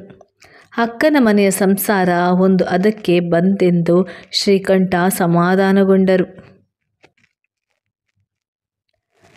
ಕೊನೆಯವನಾಗಿ ಉಳಿದ ವರುಣ್ ಮುಂದೆ ಚೆನ್ನಾಗಿ ಕಲಿತು ಸೆಟಲ್ ಆಗುತ್ತಾನೆ ಎಂಬ ವಿಶ್ವಾಸವಿತ್ತು. ಆ ಮನೆಯ ಸಂತಸ ಹೆಚ್ಚು ದಿನ ಆಗಲಿಲ್ಲ. ವಿಷಮಶೀತ ಜ್ವರ ಬಂದದೇ ನೆಪವಾಗಿ ಸುನಂದಮ್ಮ ಹಾಸಿಗೆ ಹಿಡಿದರು. ದಿನೇ ದಿನೇ ಅವರ ಅನಾರೋಗ್ಯ ಉಲ್ಬಣಗೊಂಡಿತ್ತು. ಆಸ್ಪತ್ರೆ ಸೇರಿ 20 ದಿನಗಳಾದರೂ ವಾಸಿಯಾಗುವ ಲಕ್ಷಣಗಳೇನೂ ಕಾಣಲಿಲ್ಲ. ತಾವು ಮನೆಯಲ್ಲಿ ಸಾಯುವುದಾಗಿ ಪಟ್ಟು ಹಿಡಿದ ಸುನಂದಮ್ಮ ಆಸ್ಪತ್ರೆ ಬಂದು 15 ದಿನಗಳಾಗುವಷ್ಟರಲ್ಲಿ ಕೊನೆಯುಸಿರು ಎಳೆದಿದ್ದರು. ಮತ್ತೊಮ್ಮೆ ಸಾವು ಆ ಮನೆಯ ಬಾಗಿಲು ಬಡಿದಿತ್ತು. ಮಹೇಶ್, ನಾಗರತ್ನರಿಗೆ ಆಸ್ಪತ್ರೆ ಕಾಟ ತಪ್ಪಿತೆಂದು ನಿರಾಳವಾಯಿತು. ಆದರೆ ವರುಣ್ ಎದೆ ಹಿಡಿದು ಹತ್ತು ಬಿಟ್ಟ. ಗೀತಾ ಸಹ ಬ್ಯಾಂಗ್ಳೂರಿನಿಂದ ಧಾವಿಸಿ ಬಂದಿದ್ದಳು. ತನಗೆ ಏಕಮೇವ ಆಸರೆಯಾಗಿದ್ದ ಆಪ್ತ ಜೀವ ಬಿಟ್ಟು ಹೋಯ್ತಲ್ಲ ಎಂದು ವರುಣ್ ಕಳವಳಗೊಂಡಿದ್ದ. ಅವನ ಎಲ್ಲ ಕಷ್ಟ ಸುಖ ವಿಚಾರಿಸಿ ಅವನಿಗೆ ಸಲಹೆ ಕೊಡುತ್ತಿದ್ದರು. ಈಗ ಅವನಿಗೆ ದಿಕ್ಕು ತಪ್ಪಿದಂತಾಗಿತ್ತು. 14 ದಿನಗಳ ಕರ್ಮಾಂತರ ಮುಗಿಸಿಕೊಂಡು ಗೀತಾ ಅತ್ತೆ ಮನೆಗೆ ಹೊರಟಳು. ಅವಳು ಇರುವವರೆಗೂ ಅರುಣನಿಗೆ ಆ ತಾಯಿಯೇ ಬಳಿ ಇದ್ದಷ್ಟು ನೆಮ್ಮದಿ ಇತ್ತು. ಗೀತಾ ಸಹ ಹೊರಟ ಮೇಲೆ ಅವನು ನಿಜಕ್ಕೂ ಕಂಗಾಲಾದ. ಅಣ್ಣ ಅತ್ತಿಗೆ ಮೊದಲಿನಿಂದಲೂ ಅವನಿಗೆ ಅಕ್ಕರೆ ತೋರಿದವರಲ್ಲ. ಮಹೇಶ್ ಮಾತನಾಡಿಸುವುದೇ ಕಡಿಮೆ. ಅತ್ತಿಗೆಗಂತೂ ಅವನ ನೆರಳು ಕಂಡರೂ ಇಷ್ಟವಾಗುತ್ತಿರಲಿಲ್ಲ. ಆ ಮನೆಗೆ ಅವನೊಂದು ದೊಡ್ಡ ಹೊರೆ ಎಂದೇ ಸಿಡುಕುತ್ತಿದ್ದಳು. ತಾವು ವಾಸವಾಗಿದ್ದ ಆ ಮನೆ ಯಾವಾಗ ಪೂರ್ತಿ ತಮ್ಮ ವಶಕ್ಕೆ ಬರುವುದೋ, ಯಾವಾಗ ಈ ಹುಡುಗ ಮನೆ ಬಿಟ್ಟು ಹೋಗುವನೋ ಎಂದು ಕಾಯುತ್ತಿದ್ದಳು. 10ನೇ ತರಗತಿ ದಾಟಿದ ವರುಣ್ ಈಗ ಅಣ್ಣ ಅತ್ತಿಗೆಯರ ಕುತಂತ್ರಗಳನ್ನು ಸುಲಭವಾಗಿ ಗುರುತಿಸಬಲ್ಲವನಾಗಿದ್ದ. ಅವನಿಗೀಗ ಕಾಲೇಜಿನಲ್ಲಿ ಅಡ್ಮಿಷನ್ ಆಗಬೇಕಿತ್ತು. ಆದರೆ ಮನೆಯಲ್ಲಿ ಹೀಗಾದ್ದರಿಂದ ಯಾರಿಗೂ ಆ ಕಡೆ ಗಮನವೇ ಇರಲಿಲ್ಲ. ಎಷ್ಟು ದಿನಗಳೆಂದು ದುಃಖಿಸುತ್ತಾ ಹಾಗೆ ಕುಳಿತು ಬಿಡುವುದು. ತನ್ನ ಕಾಲೇಜ್ ಅಡ್ಮಿಷನ್ಗಾಗಿ ಹೋಗಿ ಅಪ್ಲಿಕೇಶನ್ ತರೋಣ ಎಂದು ವರುಣ್ ತಾನೇ ಸರ್ಕಾರಿ PUC ಕಾಲೇಜಿನಿಂದ ಅರ್ಜಿ ತಂದ. ಅದನ್ನು ತರಲು ಹಣ ಕೊಡಲಿಕ್ಕೆ ಮಹೇಶ್ ಬಳಿ ಬಹಳ ಸತಾಯಿಸುತ್ತಿದ್ದ. ಹೀಗಾದರೆ ಮುಂದೆ ಕಾಲೇಜಿನ ಖರ್ಚಿಗೆ ಏನು ಮಾಡುವುದೆಂದು ವರುಣ್ ಚಿಂತಿಸಿದ. ಅಮ್ಮನ ಪಾಸ್ಬುಕ್ ಒಂದು ಸಲ ನೋಡೋಣ. ತನ್ನ ವಿದ್ಯಾಭ್ಯಾಸಕ್ಕಾಗಿ ಪ್ರತ್ಯೇಕವಾಗಿ 1 ಲಕ್ಷ ರೂಪಾಯಿ ಇಟ್ಟಿರುವುದಾಗಿ ಸುನಂದಮ್ಮ ಹೇಳುತ್ತಿದ್ದರು. ಅದರ ವಿವರ ನೋಡೋಣವೆಂದು ಅವನು ಅಮ್ಮನ ಹಳೆಯ ಪೆಟ್ಟಿಗೆಯಿಂದ ಬ್ಯಾಂಕಿನ ಪಾಸ್ಬುಕ್ ಹೊರತೆಗೆದ. ಅದನ್ನು ನೋಡುತ್ತಲೇ ಅವನ ಜಂಗಬಲವೇ ಹುಡುಗಿ ಹೋಯಿತು. ಎಲ್ಲ ಹಣವು ಮಾಯವಾಗಿ ಮಿನಿಮಮ್ ಬ್ಯಾಲೆನ್ಸ್ 1,000 ರೂಪಾಯಿ ಮಾತ್ರ ಉಳಿದಿತ್ತು. ತಕ್ಷಣ ವರುಣ್ ಅಣ್ಣನ ಬಳಿ ಓಡಿ ಬಂದು ವಿಚಾರಿಸಿದ. ಅವನು ನಿರಾಳವಾಗಿ ಪೇಪರ್ ಓದುತ್ತಾ, ನನಗೇನು ಗೊತ್ತು ಎಂದ. ಇದರಲ್ಲಿ 1 ಲಕ್ಷ ರೂಪಾಯಿ ಹಣ ಇಟ್ಟಿದ್ದರು. ಅಮ್ಮ ನನ್ನ ವಿದ್ಯಾಭ್ಯಾಸಕ್ಕೆಂದೇ ಪ್ರತ್ಯೇಕವಾಗಿ ಇರಿಸಿದ್ದರು. ವರುಣ್ ಬಿಕ್ಕುತ್ತಾ ಹೇಳಿದ. ನಿನಗೆ ಅದರಲ್ಲಿ 1 ಲಕ್ಷ ರೂಪಾಯಿ ಹಣ ಇದೆ ಅಂತ ಗೊತ್ತಿತ್ತು ಅಂದ ಮೇಲೆ ಆ ಹಣ ಎಲ್ಲಿ ಹೋಯಿತು ಅಂತಲೂ ಗೊತ್ತಿರಬೇಕಲ್ಲವೇ? ಏನೂ ತಿಳಿಯದವನಂತೆ ಮಹೇಶ್ ತಮ್ಮನನ್ನೇ ಅಪಾದಿಸಿದ. ಅಣ್ಣ, ಸ್ವಲ್ಪ ಜ್ಞಾಪಿಸಿಕೊಂಡು ನೋಡು. ನನ್ನ ಕಾಲೇಜ್ ಫೀಸ್ ಸಲುವಾಗಿ ಅಮ್ಮ ನಿನಗೇನಾದರೂ ಕೊಟ್ಟಿದ್ದಾರೇನೋ? ನಿನ್ನ ಬುದ್ಧಿ ನೆಟ್ಟಗಿದೆ ತಾನೆ? ಬಂದುಬಿಟ್ಟ ದೊಡ್ಡ ಮನುಷ್ಯ ಪಂಚಾಯಿತಿ ಮಾಡೋಕ್ಕೆ. 3 ಹೊತ್ತು ಅಮ್ಮನ ಸೆರಗು ಹಿಡಿದುಕೊಂಡು ಓಡಾಡುತ್ತಿದ್ದವನು ನೀನು. ಅಮ್ಮ ಎಲ್ಲ ಹಣ ನಿಂಗೆ ಕೊಟ್ಟಿರಬೇಕು. ಅದರ ಬಗ್ಗೆ ನಾನು ಏನು ಕೇಳಬಾರ್ದು ಅಂತ ಹೀಗೆ ನಾಟಕ ಆಡ್ತಿದ್ದೀಯಾ? ನಾನು ಯಾವತ್ತಾದರೂ ಅಮ್ಮನ ಹಣದ ವಿಷಯವಾಗಿ ವಿಚಾರಿಸಿದ್ದನ್ನು ನೋಡಿದೆಯಾ? ನನಗೀಗ ಹಣದ ಅಗತ್ಯವಾದರೂ ಏನಿದೆ? ನೀನು ಹೇಳಿದಂತೆ ಅಮ್ಮನ ಹಣ ಖರ್ಚು ಮಾಡಿಕೊಳ್ಳಲು. ಅಣ್ಣ, ಇದೇನು ಹೇಳುತ್ತಿದ್ದೀಯಾ? ನಿನಗೆ ಗೊತ್ತಾಗದಂತೆ ಅಮ್ಮನಿಂದ ನಾನು ಹಣ ಪಡೆಯಲು ಸಾಧ್ಯವೇ? ಇವತ್ತಿನವರೆಗೂ ಅಮ್ಮ ನಿನಗೆ ಗೊತ್ತಾಗದಂತೆ ಏನಾದರೂ ಮುಚ್ಚಿಟ್ಟಿದ್ದಾರೇನು? ಎಂದೂ ಇಲ್ಲವಲ್ಲ. ಅಪ್ಪನ ಆಫೀಸ್ನಿಂದ ಮಾಮ ಹಣ ತಂದು ಕೊಟ್ಟ ತಕ್ಷಣ ಅಮ್ಮ ಮೊದಲು ಗೀತಕ್ಕನ ಮದುವೆ ಬಗ್ಗೆ ತಾನೇ ಯೋಚಿಸಿದ್ದು. ಅದರಲ್ಲಿ ಬಾಕಿ ಉಳಿದದ್ದು ಅಮ್ಮನ ಹೆಸರಿನಲ್ಲಿ ಹಾಗೇ ಬ್ಯಾಂಕಲ್ಲಿತ್ತಲ್ಲವೇ? ಅದರಿಂದಲೇ ನನ್ನ ಮುಂದಿನ ಓದು ನಡೆಯಬೇಕೆಂದು ಅಮ್ಮ ಎಲ್ಲರ ಮುಂದೆ ಹೇಳುತ್ತಲೇ ಇದ್ದರಲ್ಲ. ನೀನಂತೂ ನನ್ನ ಮುಂದಿನ ಓದಿನ ಬಗ್ಗೆ ಖರ್ಚು ಮಾಡುವವನಲ್ಲ ಅಂತಲೇ ಅಮ್ಮ ಹೀಗೆ ಮಾಡಿರಬೇಕು. ಮುಚ್ಚುಬಾಯ್, ಇಷ್ಟೊಂದು ಸೊಕ್ಕಿನ ಮಾತುಗಳನ್ನು ಆಡಬೇಡ. ನ್ಯಾಯ ಕೇಳಿದರೆ ಸೊಕ್ಕಿನ ಮಾತು ಹೇಗಾಗುತ್ತೆ? ನಾನು ನಿನಗೆ ಆರ್ಥಿಕ ಹೊರೆ ಆಗಬಾರದು ಅನ್ನುವ ಮುಂದಾಲೋಚನೆಯಿಂದಲೇ ಅಮ್ಮ ಹೀಗೆ ಹಣ ಜೋಪಾನ ಮಾಡಿದ್ದಲ್ಲವೇ? ಇದಕ್ಕೂ ಮೇಲೆ ನಾನೇನು ತಾನೇ ಕೇಳಬಲ್ಲೆ? ನಿನಗೆ ಸರಿ ಅನಿಸಿದಂತೆ ನೀನು ಮಾಡು ಎಂದು ಹೇಳಿ ಆ ಮಾತನ್ನು ಅಲ್ಲಿಗೆ ಮೊಟಕು ಮಾಡಿದ ವರುಣ್. ಅದಕ್ಕಿಂತ ಹೆಚ್ಚಿಗೆ ಅವನೇನು ವಾದ ಮಾಡಬಲ್ಲ? ಅಸಲಿಗೆ ಅಣ್ಣ ಹತ್ತಿಗೆ ಮಸಲತ್ತು ನಡೆಸಿ ಆ ಹಣವನ್ನು ಹೊಡೆದು ಬಿಟ್ಟಿದ್ದಾರೆ ಎಂಬುದು ಅವನಿಗೆ ಸ್ಪಷ್ಟವಾಗಿ ಅರ್ಥವಾಗಿತ್ತು. ಹಿಂದಿನಿಂದಲೂ ಸುನಂದಮ್ಮನಿಗೊಂದು ಅಭ್ಯಾಸವಿತ್ತು. ಮೊದಲೇ ಚೆಕ್ ಲೇಫ್ಗಳಿಗೆ ಆಕೆ ಸಹಿ ಮಾಡಿ ಇಟ್ಟು ಬಿಡುತ್ತಿದ್ದರು. ತಿಂಗಳ ಮೊದಲಲ್ಲೇ ಬ್ಯಾಂಕಿನಿಂದ ಪೆನ್ಷನ್ ಹಣ ಡ್ರಾ ಮಾಡಬೇಕಿದ್ದರೆ ವರುಣ್ ತಮ್ಮ ಸಹಿಗಾಗಿ ಕಾಯುವುದು ಬೇಡ, ಅದರಲ್ಲಿ ಹಣದ ಮೊತ್ತ ನಮೂದಿಸಿ ತಂದು ಬಿಡಲಿ ಎಂಬುದು ಅವರ ವಿಚಾರವಾಗಿತ್ತು. ಒಮ್ಮೊಮ್ಮೆ ಗೀತಾಳ ಮನೆಗೆ ಅಥವಾ ನೆಂಟರಿಷ್ಟರ ಕಡೆಗೆ ಹೋಗಿ ತಡವಾದಾಗಲೆಲ್ಲ ಈ ರೀತಿ ತಪ್ಪದೆ ಹಣ ಮನೆ ಸೇರುತ್ತಿತ್ತು. ಸುನಂದಮ್ಮನ ಈ ಅಭ್ಯಾಸ ಅರಿತಿದ್ದ ಮಹೇಶ್ ಅವರ ಸಹಿ ಇದ್ದ ಚೆಕ್ಕುಗಳನ್ನು ಎನ್ಕ್ಯಾಶ್ ಮಾಡಿಕೊಂಡಿದ್ದ. ವರುಣ್ ಮತ್ತೊಮ್ಮೆ ಅಮ್ಮನ ಪೆಟ್ಟಿಗೆ ತಡಕಾಡಿದ್ದಾಗ ಅಲ್ಲಿದ್ದ ಅವರ ಹಳೆಯ ಒಡವೆಗಳಾವುದೂ ಕಾಣಲೇ ಇಲ್ಲ. ಅಲ್ಲಿಗೆ ಚೆಕ್ ಬುಕ್ ಒಡವೆಗಳನ್ನು ಕದ್ದವರು ಯಾರು ಎಂಬುದು ಅವನಿಗೆ ಸ್ಪಷ್ಟವಾಗಿತ್ತು. ಇದೆಲ್ಲವನ್ನು ನೆನೆದು ವರುಣ್ನ ಕಣ್ಣು ಮತ್ತೆ ಹನಿಗೂಡಿತ್ತು. ಆ ದಿನವೆಲ್ಲ ಅಪ್ಪ ಅಮ್ಮನನ್ನು ನೆನೆದು ಅವನ ಮನಸ್ಸು ಭಾರವಾಗಿತ್ತು. ಅವರು ಬದುಕಿದ್ದರೆ ಇನ್ನು ಈ ಗತಿ ಬರುತ್ತಿರಲಿಲ್ಲ ಎನಿಸಿತ್ತು. ಇಷ್ಟೆಲ್ಲ ಆದ ಮೇಲೆ ಇನ್ನೂ ಅವನು ಕಾಲೇಜ್ ಸೇರಲು ಸಾಧ್ಯವೇ? ಅವನು ಬಾಯಿ ಬಿಟ್ಟು ಮಹೇಶ್ ಅಣ್ಣನನ್ನು, ಅಣ್ಣ, ಕಾಲೇಜ್ಗೆ ಅಡ್ಮಿಷನ್ ಫೀಸ್ ಕಟ್ಟಲು ನಾಳೆ ಕೊನೆಯ ದಿನ, ಪ್ಲೀಸ್, ಬುಕ್ಸ್ ಎಲ್ಲ ಸೇರಿ 15,000 ಆಗುತ್ತೆ, ಹೇಗಾದರೂ ಇವತ್ತು ಸಂಜೆ ಅಡ್ಜಸ್ಟ್ ಮಾಡಿ ಕೊಡ್ತೀಯಾ ಎಂದು ದೀನವಾಗಿ ಕೇಳಿದ. ನಾನು ಎಲ್ಲಿಂದ ತಂದು ಕೊಡಲಿ? ನನಗೆ ಬರುವ ಸಂಬಳದಲ್ಲಿ ಮನೆ ನಡೆಸಿ ಮಗುವನ್ನು ನೋಡಿಕೊಳ್ಳುವುದೇ ಆಗುತ್ತಿಲ್ಲ. ಇನ್ನು ನಿನಗೆ ಅಂತ ಎಲ್ಲಿಂದ ಫೀಸ್ ಹೊಂದಿಸಲಿ? ಇಷ್ಟಕ್ಕೂ ನೀನು ಕಾಲೇಜು ಮೆಟ್ಟಿಲು ಹತ್ತಿ ಕಡಿದು ಕಟ್ಟೆ ಹಾಕಬೇಕಿದೆಯೇ? ಯಾವುದಾದರೂ ಗ್ಯಾರೇಜ್, ಫ್ಯಾಕ್ಟ್ರಿ ಸೇರಿಕೋ. ಅಷ್ಟಕ್ಕೂ ನಿನಗೆ ಓದಬೇಕೆಂಬ ಆಸೆ ಇದ್ದರೆ ನಿನ್ನ ಸಂಪಾದನೆಯಲ್ಲಿ ಈವ್ನಿಂಗ್ ಕಾಲೇಜ್ ಅಥವಾ ಕರೆಸ್ಪಾಂಡೆನ್ಸ್ಗೆ ಸೇರಿಕೋ. ಇಷ್ಟು ದಿನ ಮನೆಯಲ್ಲಿ ಕುಳಿತು ಬಿಟ್ಟಿ ಕವಳ ಕತ್ತರಿಸಿದಂತಲ್ಲ. ಸ್ವಲ್ಪ ಕೆಲಸ ಕಲಿತು ಮನೆಗೆ 4 ಕಾಸು ಸಂಪಾದಿಸಿಕೊಡು. ಆಗ ನಾನು ಎಷ್ಟು ಕಷ್ಟಪಡ್ತಿದ್ದೀನಿ ಅನ್ನುವುದು ನಿನಗೂ ತಿಳಿಯುತ್ತೆ ಎಂದು ಕೈ ಹೊದರಿಬಿಟ್ಟ. ಅಲ್ಲಿಗೆ ತನ್ನ ವಿದ್ಯಾಭ್ಯಾಸಕ್ಕೆ ಅನ್ನ ಎನಿಸಿಕೊಂಡವನು ಒಂದು ನಯಾ ಪೈಸೆ ಸಹ ಖರ್ಚು ಮಾಡುವುದಿಲ್ಲ ಎಂಬುದನ್ನು ಖಾತ್ರಿ ಮಾಡಿಸಿಕೊಂಡ ವರುಣ್ ಹೆಚ್ಚಿಗೇನು ವಾದ ಮಾಡದೆ ಅವರಿಬ್ಬರ ಮರ್ಜಿ ಹಿಡಿದು ಒಂದು ಖಾಸಗಿ ಸಂಸ್ಥೆಯಲ್ಲಿ 7,000 ರೂಪಾಯಿಗಳ ಆಫೀಸ್ ಬಾಯ್ ಕೆಲಸಕ್ಕೆ ಸೇರಿದ. ಅವನಿಗೆ ಆ ಕೆಲಸ ಸಿಗುವಷ್ಟರಲ್ಲೇ 2 ತಿಂಗಳಾಯಿತು. ಆ 2 ತಿಂಗಳಲ್ಲಿ ಅವನ ಹತ್ತಿಗೆ ನಾಗರತ್ನ ಪ್ರತಿ ಸಲ ಒಂದು ಹಿಡಿ ಅನ್ನ ಹಾಕುವಾಗಲೂ, ಅದೇನು ದಂಡಕ್ಕೆ ಹೀಗೆ ಬಿದ್ದಿದೆಯೋ, ಎಲ್ಲಾದರೂ ಹೋಗಿ ಕೂಲಿ ನಾಲಿ ಮಾಡಬಾರದೆ? ಮನೆಗೆ 4 ಕಾಸು ಸಂಪಾದಿಸಿ ಕೊಟ್ಟರೆ ನಿನ್ನ ಕೈಕಾಲು ಸವಿದು ಹೋಗುತ್ತೇನೋ? ಬೆಳೆಯುತ್ತಿರೋ ಮಗು, ಇಷ್ಟು ಜನರ ಊಟ ತಿಂಡಿ, ಮನೆ ಖರ್ಚು ಎಲ್ಲ ನಡೆಯಬೇಡವೇ ಎನ್ನುತ್ತಿದ್ದಳು. ಅವಳ ಒಂದೊಂದು ವ್ಯಂಗ್ಯದ ವಾಗ್ದಾನಗಳು ಕೊರಳಗಿನಂತೆ ಇವನ ಎದೆ ಹಿರಿಯುತ್ತಿತ್ತು. ಕಾಫಿ ತಿಂಡಿ ಕಂಡು ಎಷ್ಟು ದಿನಗಳಾಗಿತ್ತೋ ಏನೋ. ಮಧ್ಯಾಹ್ನ ಮತ್ತು ರಾತ್ರಿ 2 ಹೊತ್ತು ಊಟಕ್ಕೆ 1000 ಚಾಕರಿ ಮಾಡಿಸ್ತಿದ್ದಳು. ದೂರದ ಬೋರ್ವೆಲ್ನಿಂದ ನೀರು ತೋರುವುದರಿಂದ ಹಿಡಿದು ಮನೆಯ ಸಮಸ್ತ ಕೆಲಸಗಳನ್ನು ಮಾಡಿಸಿ ನುಡಿಗೆ 100 ಸಲ ಹಂಗಿಸುತ್ತಿದ್ದಳು.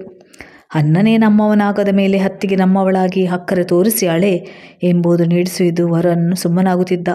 ಇದೆಲ್ಲವನ್ನು ಗೀತಕ್ಕನಿಗೆ ಹೇಳಿ ಅವಳ ಮನಸ್ಸಿಗೆ ನೋವು ಉಂಟು ಮಾಡಲು ಬಯಸಲಿಲ್ಲ. ಅತ್ತೆ ಮನೆಯಲ್ಲಿ ಅವಳದು ತುಂಬಿದ ಸಂಸಾರ. ಇವನು ತುಂಬ ಕೇಳಿಕೊಂಡಿದ್ದರೆ ಅಲ್ಲೇ ಇರಿಸಿಕೊಂಡು ಕಾಲೇಜಿಗೆ ಸೇರಿಸುತ್ತಿದ್ದಳು. ಆದರೆ ಅವಳ ಅತ್ತೆ ಮನೆಯವರಿಗೆ ಕಿರಿಕಿರಿ ಎನಿಸುವುದು ಬೇಡ ಎಂದು ವರುಣ್ ಕಷ್ಟಪಟ್ಟು ತಾನೇ ಕೆಲಸ ಹುಡುಕಿಕೊಂಡ. ಹೀಗೆಲ್ಲ ಮಾಡಿದರೆ ಅವನು ಮನನೊಂದು ಮನೆ ಬಿಟ್ಟು ಹೋಗಿಬಿಡಲಿ.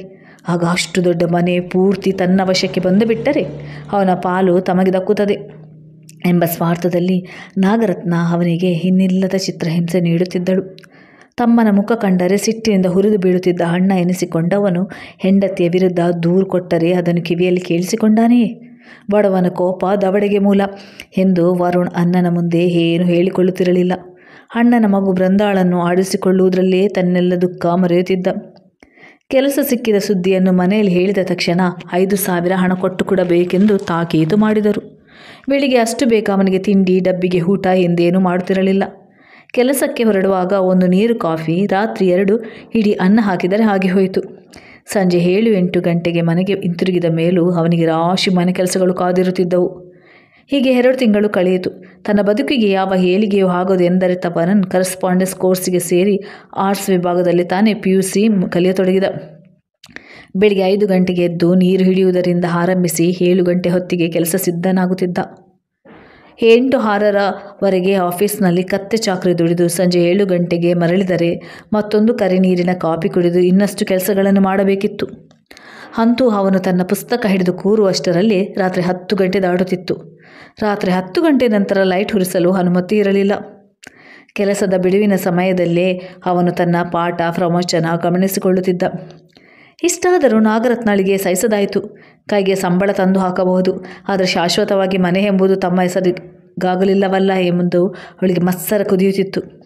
ಒಂದು ಭಾನುವಾರ ಎಂದಿನಂತೆ ಅವನು ತನ್ನ ಬೃಂದಾಳ ಅಣ್ಣನ ಬಟ್ಟೆಗಳನ್ನು ಒಗೆಯುತ್ತಿದ್ದ.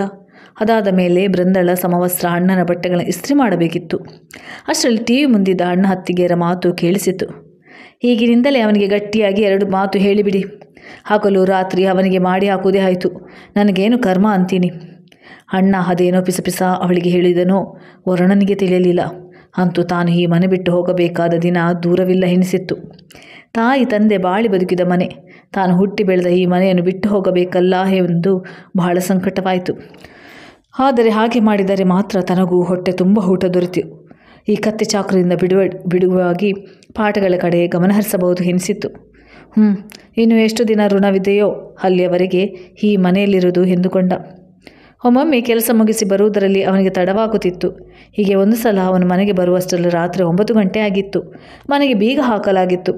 ಅವನ ಬಳಿ ಇದ್ದ ಮತ್ತೊಂದು ನಕಲಿ ಕೀಲಿ ಕೈಯಿಂದ ಬಾಗಿಲು ತೆರೆದು ಹೊಳಬಂದ. ಬಹಳ ಸುಸ್ತಾಗಿತ್ತು. ನೀರು ಕುಡಿಯಲೆಂದು ಅಡುಗೆ ಮನೆ ಕಡೆ ಹೋದರೆ ಅಲ್ಲಿನ ಬಾಗಿಲಿಗೂ ಬೀಗ.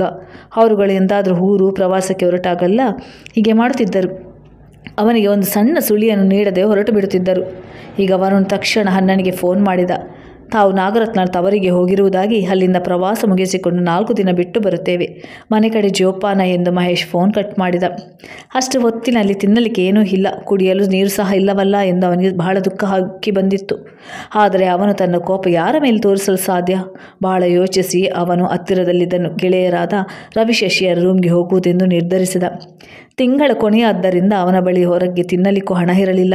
ಗೆಳೆಯರ ಕೋಣೆಗೆ ಬಂದವನೇ ಮನೆಯವರು ಊರಿಗೆ ಹೋಗಿದ್ದಾರೆ, ಬಹಳ ಬೇಸರ ಆಗಿರುವುದರಿಂದ ಈ ರಾತ್ರಿ ಇಲ್ಲಿಯೇ ತಂಗುತ್ತೇನೆ ಎಂದ. ಅವರು ಅಲ್ಲೇ ಊಟ ಮಾಡಬೇಕೆಂದು ಆಗ್ರಹಿಸಿದಾಗ ಅವನಿಗೆ ಅಳು ಹುಕ್ಕಿ ಬಂತು. ಅವರೇ ತಯಾರಿಸಿದ ಚಿತ್ರಾನ್ನ ತಿಂದು ತನ್ನ ದುಃಖ ಮರೆತು ಅವರ ಜೊತೆ ಹರಟೆಯಲ್ಲಿ ಮಗ್ನನಾದ. ಮಾರನೇ ದಿನ ಬೆಳಿಗ್ಗೆ ಅವನ ಮನೆಗೆ ಬಂದಾಗ ಒಂದು ದೃಢ ನಿರ್ಧಾರ ಮಾಡಿಕೊಂಡಿದ್ದ. ಊರಿನಿಂದ ಅವರು ಮರಳಿ ಬಂದಾಗ ಮಾರನೇ ದಿನ ಭಾನುವಾರ ಬಿಡುವಾಗಿದ್ದ ಅಣ್ಣನಿಗೆ ವರುಣ್ ನೇರವಾಗಿ, ತಾನು ಈ ಮನೆಯಲ್ಲಿ ಊಟ ಮಾಡುವುದು ಇಷ್ಟವಿಲ್ಲ ಎಂದರೆ ಹೇಳಿಬಿಡಿ, ನನ್ನ ಊಟ ತಿಂಡಿ ವ್ಯವಸ್ಥೆ ಬೇರೆ ಕಡೆ ಮಾಡುತ್ತೇನೆ, ಈ ಹಿಂಸೆ ನನಗೆ ಸಾಕಾಗಿದೆ ಎಂದ. ಅದನ್ನು ಕೇಳಿಸಿಕೊಂಡ ಅವನತ್ತಿಗೆ ನಾಗರತ್ನ, ಹೋ, ನಿನ್ನ ದಿಮಾಕು ಈ ಮಟ್ಟಕ್ಕೆ ಮುಟ್ಟಿತ್ತಾ? 6 ತಿಂಗಳಿನಿಂದ ಹೊತ್ತಿಗೆ ನಾನೇ ನಿನಗೆ ಕೈಯಾರೆ ಮಾಡಿ ಹಾಕುತ್ತಿದ್ದೇನೆ, ಏನು ಅಂತ ಗುನ್ಗುನು ಈಗ? ಹೋ, ನೀನೇ ಸಂಪಾದಿಸ್ತಿದ್ಯಾ ಅನ್ನೋ ದುರಂಕಾರ ಅಲ್ಲವೇ? ನಾನು ಬೇರೆ ಹೋಗಿಬಿಡಲಿ ಅಂತಲೇ ಅಲ್ವೇ ನೀವೆಲ್ಲ ಹೀಗೆ ಮಾಡುತ್ತಿರುವುದು? 6 ತಿಂಗಳಿಂದ ಊಟ ಹಾಕ್ತಿದ್ದೀನಿ ಅಂದರೆ ಅದೇನು ಬಿಟ್ಟು ಕವಳ ಅಲ್ಲ. ಕಳೆದ 4 ತಿಂಗಳಿಂದ ನಾನು ಸಂಬಳ ಎನಿಸ್ತಿಲ್ಲವೇ? ಅಮ್ಮನ ಬಳಿಯಲ್ಲಿದ್ದ 1 ಲಕ್ಷ ರೂಪಾಯಿ ಸ್ವಾಹ ಮಾಡಿಬಿಟ್ರಲ್ಲ, ಅದೇನು ಕಡಿಮೆ ಮೊತ್ತವೇ? ಸಹಿಸಿ ಸಾಕಾಗಿದ್ದ ವರುಣ್ ಸಿಡಿದು ಬಿದ್ದಿದ್ದ. ಇಷ್ಟೆಲ್ಲ ಕರ್ಮಕಾಂಡಗಳು ನಡೆದ ಮೇಲೆ ಮನೆ ಬಿಟ್ಟು ಬೇರೆ ಹೋಗಬೇಕಾಗುವುದು ಅನಿವಾರ್ಯ. ಹಾಗಿರುವಾಗ ಮನದಲ್ಲಿರುವ ಕಹಿ ಕಕ್ಕಿದರೆ ತಪ್ಪೇನು? ಯಾಕೋ ಬೇವಕೂಫ, ತಿಂದು ಕೊಬ್ಬ, ನಮ್ಮೇಲೆ ಇಷ್ಟು ದೊಡ್ಡ ಅಪಾದನೆ ಹೊರಿಸಲು ನಾಚಿಕೆ ಆಗುವುದಿಲ್ವೇ? ಮಹೇಶ ಕೋಪದಿಂದ ಕೂಗಾಡಿದ. ಕಂಡಿದ್ದನ್ನು ಕಂಡಂತೆ ಹೇಳಿದರೆ ಕೆಂಡದಂಥ ಕೋಪವೇಕೆ? ನಾನೇನು ಕಲ್ಪಿಸಿಕೊಂಡು ಹೇಳುತ್ತಿಲ್ಲವಲ್ಲ. ಅದಕ್ಕೆ ತಾನೇ ಏನೂ ಗತಿ ಇಲ್ಲದವನಂತೆ ಹೋಗಿ ಆಫೀಸ್ ಬಾಯ್ ಕೆಲಸಕ್ಕೆ ಸೇರಿರುವುದು. ಓ, ಕಾಲೇಜ್ಗೆ ಸೇರಿಸಿದರೆ ಏನು ದೊಡ್ಡ IAS ಆಫೀಸರ್ ಆಗಿಬಿಡ್ತಿದ್ಯೋ? IAS ಮಾಡದಿದ್ದರೆ ಬೇಡ, ನಿನ್ನಂತೆ ನಾನು ಗೌರವವಾಗಿ ಡಿಗ್ರಿ ಪಡೆಯುತ್ತಿದ್ದೆ ತಾನೇ. ತಂದೆಯಂತೆ ನನ್ನನ್ನು ನೋಡಿಕೊಳ್ಳುವುದಿರಲಿ, ನನ್ನ ಪಾಲಿನ ಎಲ್ಲವನ್ನು ಕಿತ್ತಿಕೊಳ್ಳುವುದೇ ಆಗಿದೆ. ವರುಣನ ಮಾತು ಮುಗಿಯುವ ಮೊದಲೇ ಮಹೇಶ ತಮ್ಮನ ಕೆನ್ನಿಗೆ ರಪರಪ ಎಂದು ಬಾರಿಸಿದ್ದ. ಅಸಹಾಯಕನಾಗಿ ಕಂಬನಿ ಮಿಡಿದ ವರುಣ್ ಬೇರೇನೂ ಮಾಡಲಾಗದೆ ತಲೆ ತಗ್ಗಿಸಿ ನಿಂತುಬಿಟ್ಟ. ಹಿಂದಿನಿಂದ ನಿನಗೂ ನಮಗೂ ಹರಿದು ಹೋಯಿತು ಅಂದ್ಕೋ, ಎಲ್ಲಾದರೂ ಹಾಲಾಗಿ ಹೋಗು, ನಿನ್ನ ದರಿದ್ರದ ಮುಖ ತೋರಿಸಲೇಬೇಡ ಎಂತ ಮಹೇಶ್ ರೂಮಿನ ಕಡೆ ನಡೆದ. ನಾಗರತ್ನ ಬುಸುಗುಟ್ಟುತ್ತಾ ಗಂಡನನ್ನು ಇಂಥ ತಮ್ಮನನ್ನು ಎಲ್ಲೂ ಕಂಡಿಲ್ಲ ಕೇಳಿಲ್ಲ ಬಿಡಿ. ಮಲ್ಲ ಸಹೋದರನ ಮೇಲೂ ಯಾರೂ ಹೀಗೆ ಹಾಗೆ ಸಾಧಿಸುವುದಿಲ್ಲ. ಇವನಿಗೇನು ಬಂತು ಕೇಡುಗಾಲ ಎಂದು ತಮ್ಮ ರೂಮ್ಗೆ ಹೋಗಿ ದಡರನೆ ಬಾಗಿಲು ಹಾಕಿಕೊಂಡಳು. ಅಷ್ಟರಲ್ಲಿ ಯಾರೋ ಗೇಟು ತೆರೆದು ಒಳಗೆ ಬರುತ್ತಿರುವ ಸದ್ದಾಯಿತು. ಗೀತಾ ತನ್ನಿಬ್ಬರು ಮಕ್ಕಳೊಂದಿಗೆ ದಿಢೀರ್ ಎಂದು ಬಂದಿಳಿದಳು. ವರುಣ್ ಕಕ್ಕಾಬಿಕ್ಕಿಯಾಗಿ ನಿಂತು ಬಿಟ್ಟಿದ್ದಾನೆ. ಒಳಗಿನ ರೂಮ್ ಬಾಗಿಲು ಹಾಕಿದೆ. ಮಹೇಶನ ಮಗಳು ಬೃಂದಾ ಸಹ ಕಾಣುತ್ತಿಲ್ಲ. ಎಲ್ಲವೂ ಅಯೋಮಯವೆನಿಸಿತು. ಗೀತಾ ವರುಣನ ದಿಟ್ಟಿಸಿದಾಗ ಅವನು ಕಣ್ಣೀರು ಕಾಣಿಸಬಾರದೆಂದು ಒರೆಸಿಕೊಳ್ಳುತ್ತಾ ಕೃತಕ ನಗುವಿನಿಂದ ಅವಳನ್ನು ಸ್ವಾಗತಿಸಲು ಯತ್ನಿಸಿದ. ಗೀತಾ ತನ್ನ ಹಿರಿಯ ನಾದಿನಿಯ ಮಗನ ಮದುವೆಗೆಂದು ಮೈಸೂರಿಗೆ ಬಂದಿದ್ದಳು. ಆ ದಿನ ಸಂಜೆ ವರಪೂಜೆ ಇತ್ತು. ಅವಳ ಗಂಡ ಶಶಾಂಕ್ ನೇರವಾಗಿ ಸಂಜೆ ಭಾವನ ಮನೆಗೆ ಬಂದು ಗೀತಾ ಹಾಗೂ ಮಕ್ಕಳನ್ನು ನೇರವಾಗಿ ಅಲ್ಲಿಂದ ಕಲ್ಯಾಣ ಮಂಟಪಕ್ಕೆ ಕರೆದೊಯ್ಯುವುದೆಂದು ಮಾತಾಗಿತ್ತು. ತವರಿಗೆ ಬಂದು ಎಲ್ಲರನ್ನು ವಿಚಾರಿಸಿಕೊಂಡು ಹೊರಡೋಣ ಎಂದು ಗೀತಾ ಭಾನುವಾರವಾದುದರಿಂದ ಬೆಳಿಗ್ಗೆ 11 ಗಂಟೆ ಹೊತ್ತಿಗೆ ಮೈಸೂರಿನ ತವರಿಗೆ ಬಂದಿದ್ದಳು. ಆದರೆ ಇಲ್ಲಿನ ಪರಿಸ್ಥಿತಿ ಯಾಕಾದರೂ ಬಂದೇನೋ ಎನಿಸುವಂತಿತ್ತು. ಅವಳು ಮನೆಗೆ ಬಂದು 1 ಗಂಟೆ ಕಾಲ ಕಳೆದರೂ ಅಣ್ಣನ ರೂಮಿನ ಬಾಗಿಲು ತೆರೆಯಲೇ ಇಲ್ಲ. ನೀನು ಬಂದೆಯಾ, ಹೇಗಿದ್ದೀಯಾ ಎಂದು ವಿಚಾರಿಸುವವರಿಲ್ಲ. ಏನೋ ಅವಾಂತರ ನಡೆದಿದೆ ಎಂದು ಗೀತಾ ಸ್ಪಷ್ಟವಾಗಿ ಊಹಿಸಿದಳು. ವರುಣ್ ಅದರ ಬಗ್ಗೆ ಏನೂ ಹೇಳದೆ ಮಕ್ಕಳ ಯೋಗಕ್ಷೇಮ ಭಾವನ ಬಗ್ಗೆ ವಿಚಾರಿಸಿಕೊಂಡು ಮಕ್ಕಳಿಗೇನಾದರೂ ಕೊಡಿಸೋಣವೆಂದು ಅವರನ್ನು ಹೊರಗೆ ಕರೆದುಕೊಂಡು ಹೋದ. ಎಷ್ಟೋ ಹೊತ್ತಾದ ಮೇಲೆ ಹೊರಗೆ ಬಂದ ನಾಗರತ್ನ, ಹೋ ಗೀತಾ, ಯಾವಾಗ ಬಂದಿದ್ದು? ಒಬ್ಬಳೇ ಬಂದಿದ್ಯಾ? ಮಕ್ಕಳೆಲ್ಲಿ? ಮನೆಯವರು ಬರ್ತಾರಾ ಎಂದು ವಿಚಾರಿಸಿದಳು. ನಂತರ ಗೀತಾ ತಾನು ಮದುವೆಗೆ ಬಂದಿದ್ದಾಗಿ ತಿಳಿಸಿದಳು. ಬಂದವಳಿಗೆ ಕಾಫಿ ಇರಲಿ ನೀರನ್ನು ಸಹ ಕೊಡದೆ ನಾಗರತ್ನ TV ಆನ್ ಮಾಡಿ ಕುಳಿತಳು. ಅದಾದ ನಂತರ ರೂಮಿನಿಂದ ಹೊರಬಂದ ಮಹೇಶ ಗೀತಾಳನ್ನು ನೋಡಿ, ಯಾವಾಗ ಬಂದಿದ್ದು ಎಂದಷ್ಟೇ ವಿಚಾರಿಸಿ ಉತ್ತರಕ್ಕೂ ಕಾಯದೆ, ರತ್ನ, ಇಲ್ಲೇ ಸ್ವಲ್ಪ ಫ್ರೆಂಡ್ ಸೈಟ್ವರೆಗೂ ಹೋಗಿ ಬರ್ತೀನಿ ಎಂದು ಹೊರಟೇ ಬಿಟ್ಟ. ಔಪಚಾರಿಕತೆಗೂ ಅತ್ತಿಗೆಯಾದವಳು ನಾದಿನಿಯನ್ನು ತಿಂಡಿ ಆಯ್ತೆ, ಊಟ ಮಾಡುವೆಯಾ ಎಂದು ಕೇಳದೆ TVಯಲ್ಲಿ ಮಗ್ನಳಾದಳು. ತಾನಿಲ್ಲಿ ಬೇಕಿಲ್ಲದ ಅತಿಥಿ ಎಂಬುದನ್ನು ಸ್ಪಷ್ಟವಾಗಿ ಅರಿತ ಗೀತಾ ವರುಣ್ ಮಕ್ಕಳನ್ನು ವಾಪಸ್ ಕರೆತರಲಿ ಎಂದು ಕಾದಳು. ವರುಣ್ ಬಂದ ತಕ್ಷಣ ಅತ್ತಿಗೆ ತನ್ನ ಚಿಕ್ಕ ನಾದಿನಿ ಈಗಾಗಲೇ ಝೂ ಹತ್ತಿರ ಬಂದಾಯ್ತಂತೆ. ಮಕ್ಕಳನ್ನು ಕರೆದುಕೊಂಡು ಅಲ್ಲಿಗೆ ಬನ್ನಿ, ಒಟ್ಟಿಗೆ ಕಲ್ಯಾಣ ಮಂಟಪಕ್ಕೆ ಹೊರಡೋಣ ಎಂದಳು. ನಾನಿನ್ನು ಬರ್ತೀನಿ ಎಂದು ಎದ್ದೇ ಬಿಟ್ಟಳು. ಆಯ್ತಮ್ಮ, ಆಗಾಗ ಬರ್ತಿರು ಎಂದವಳೇ ನಾಗರತ್ನ ಕುಂಕುಮ ಕೊಟ್ಟು ಹೊರಡುವಂತೆ ಸೂಚನೆ ನೀಡಿದಳು. ವರುಣ್ ತಾನು ಮಕ್ಕಳನ್ನು ಝೂವರೆಗೆ ಬಿಟ್ಟು ಬರ್ತೀನಿ ಎಂದು ಅತ್ತಿಗೆಗೆ ಹೇಳಿ ಒಂದು ಆಟೋ ಕರೆತಂದ. ಗೀತಾ ಜೊತೆ ಮಕ್ಕಳೊಂದಿಗೆ ಝೂ ಕಡೆಗೆ ಹೊರಟಿದ್ದಾಯಿತು. ಏನಾಯಿತು ಎಂದು ಗೀತಾ ಕೇಳಿದಾಗ ವರುಣ್ ಅಂದು ನಡೆದ ಪ್ರಕರಣದೊಂದಿಗೆ ಎಲ್ಲವನ್ನೂ ವಿವರಿಸಿದ. ಅವರು ನಿನ್ನನ್ನು ಆ ಮನೆಯಿಂದ ಓಡಿಸಿ ಇಡೀ ಮನೆ ತಾನೇ ದಕ್ಕಿಸಿಕೊಳ್ಳಬೇಕೆಂದು ಹೀಗೆಲ್ಲ ಹಾಡುತ್ತಿದ್ದಾರೆ. ಏನೇ ಆಗಲಿ ಆ ಮನೆಯ 1 ಭಾಗ ನಿನಗೆ ಸೇರಲೇಬೇಕು. ಮನೆ ಮಾಡ್ತೀನಿ ಅಂದರೆ ಅರ್ಧ ಪಾಲು ತಗೋ, ಬಿಟ್ಟು ಕೊಡಬೇಡ ಎಂದು ತಮ್ಮನ ಪರವಾಗಿ ಕಲಕಲಿ ವ್ಯಕ್ತಪಡಿಸಿದಳು. ಅವರಿಗೆ ಊಟ ಕೊಡಿಸಿ 4 ಗಂಟೆಗೆ ಭಾವ ಬರುವವರೆಗೂ ಕಾದಿದ್ದು ಅಲ್ಲಿಂದ ಅವರು ನೇರವಾಗಿ ಗೆಳೆಯರ ರೂಮ್ಗೆ ಹೋದ. ಅವರ ಜೊತೆ ಮಾತನಾಡಿ ತನ್ನಿಷ್ಟರಲ್ಲಿ ಆ ಮನೆಯಿಂದ ಶಿಫ್ಟ್ ಆಗಿ ಇಲ್ಲಿಗೆ ಬರಬಹುದೇ ಎಂದು ವಿಚಾರಿಸಿದ. ಮೂವರು ಇದ್ದ ಆ ಕೋಣೆಯಲ್ಲಿ 4ನೆಯವರಿಗೆ ಅಡ್ಜಸ್ಟ್ ಮಾಡಿಕೊಳ್ಳಲು ಕಷ್ಟವಾಗುವುದಿಲ್ಲ.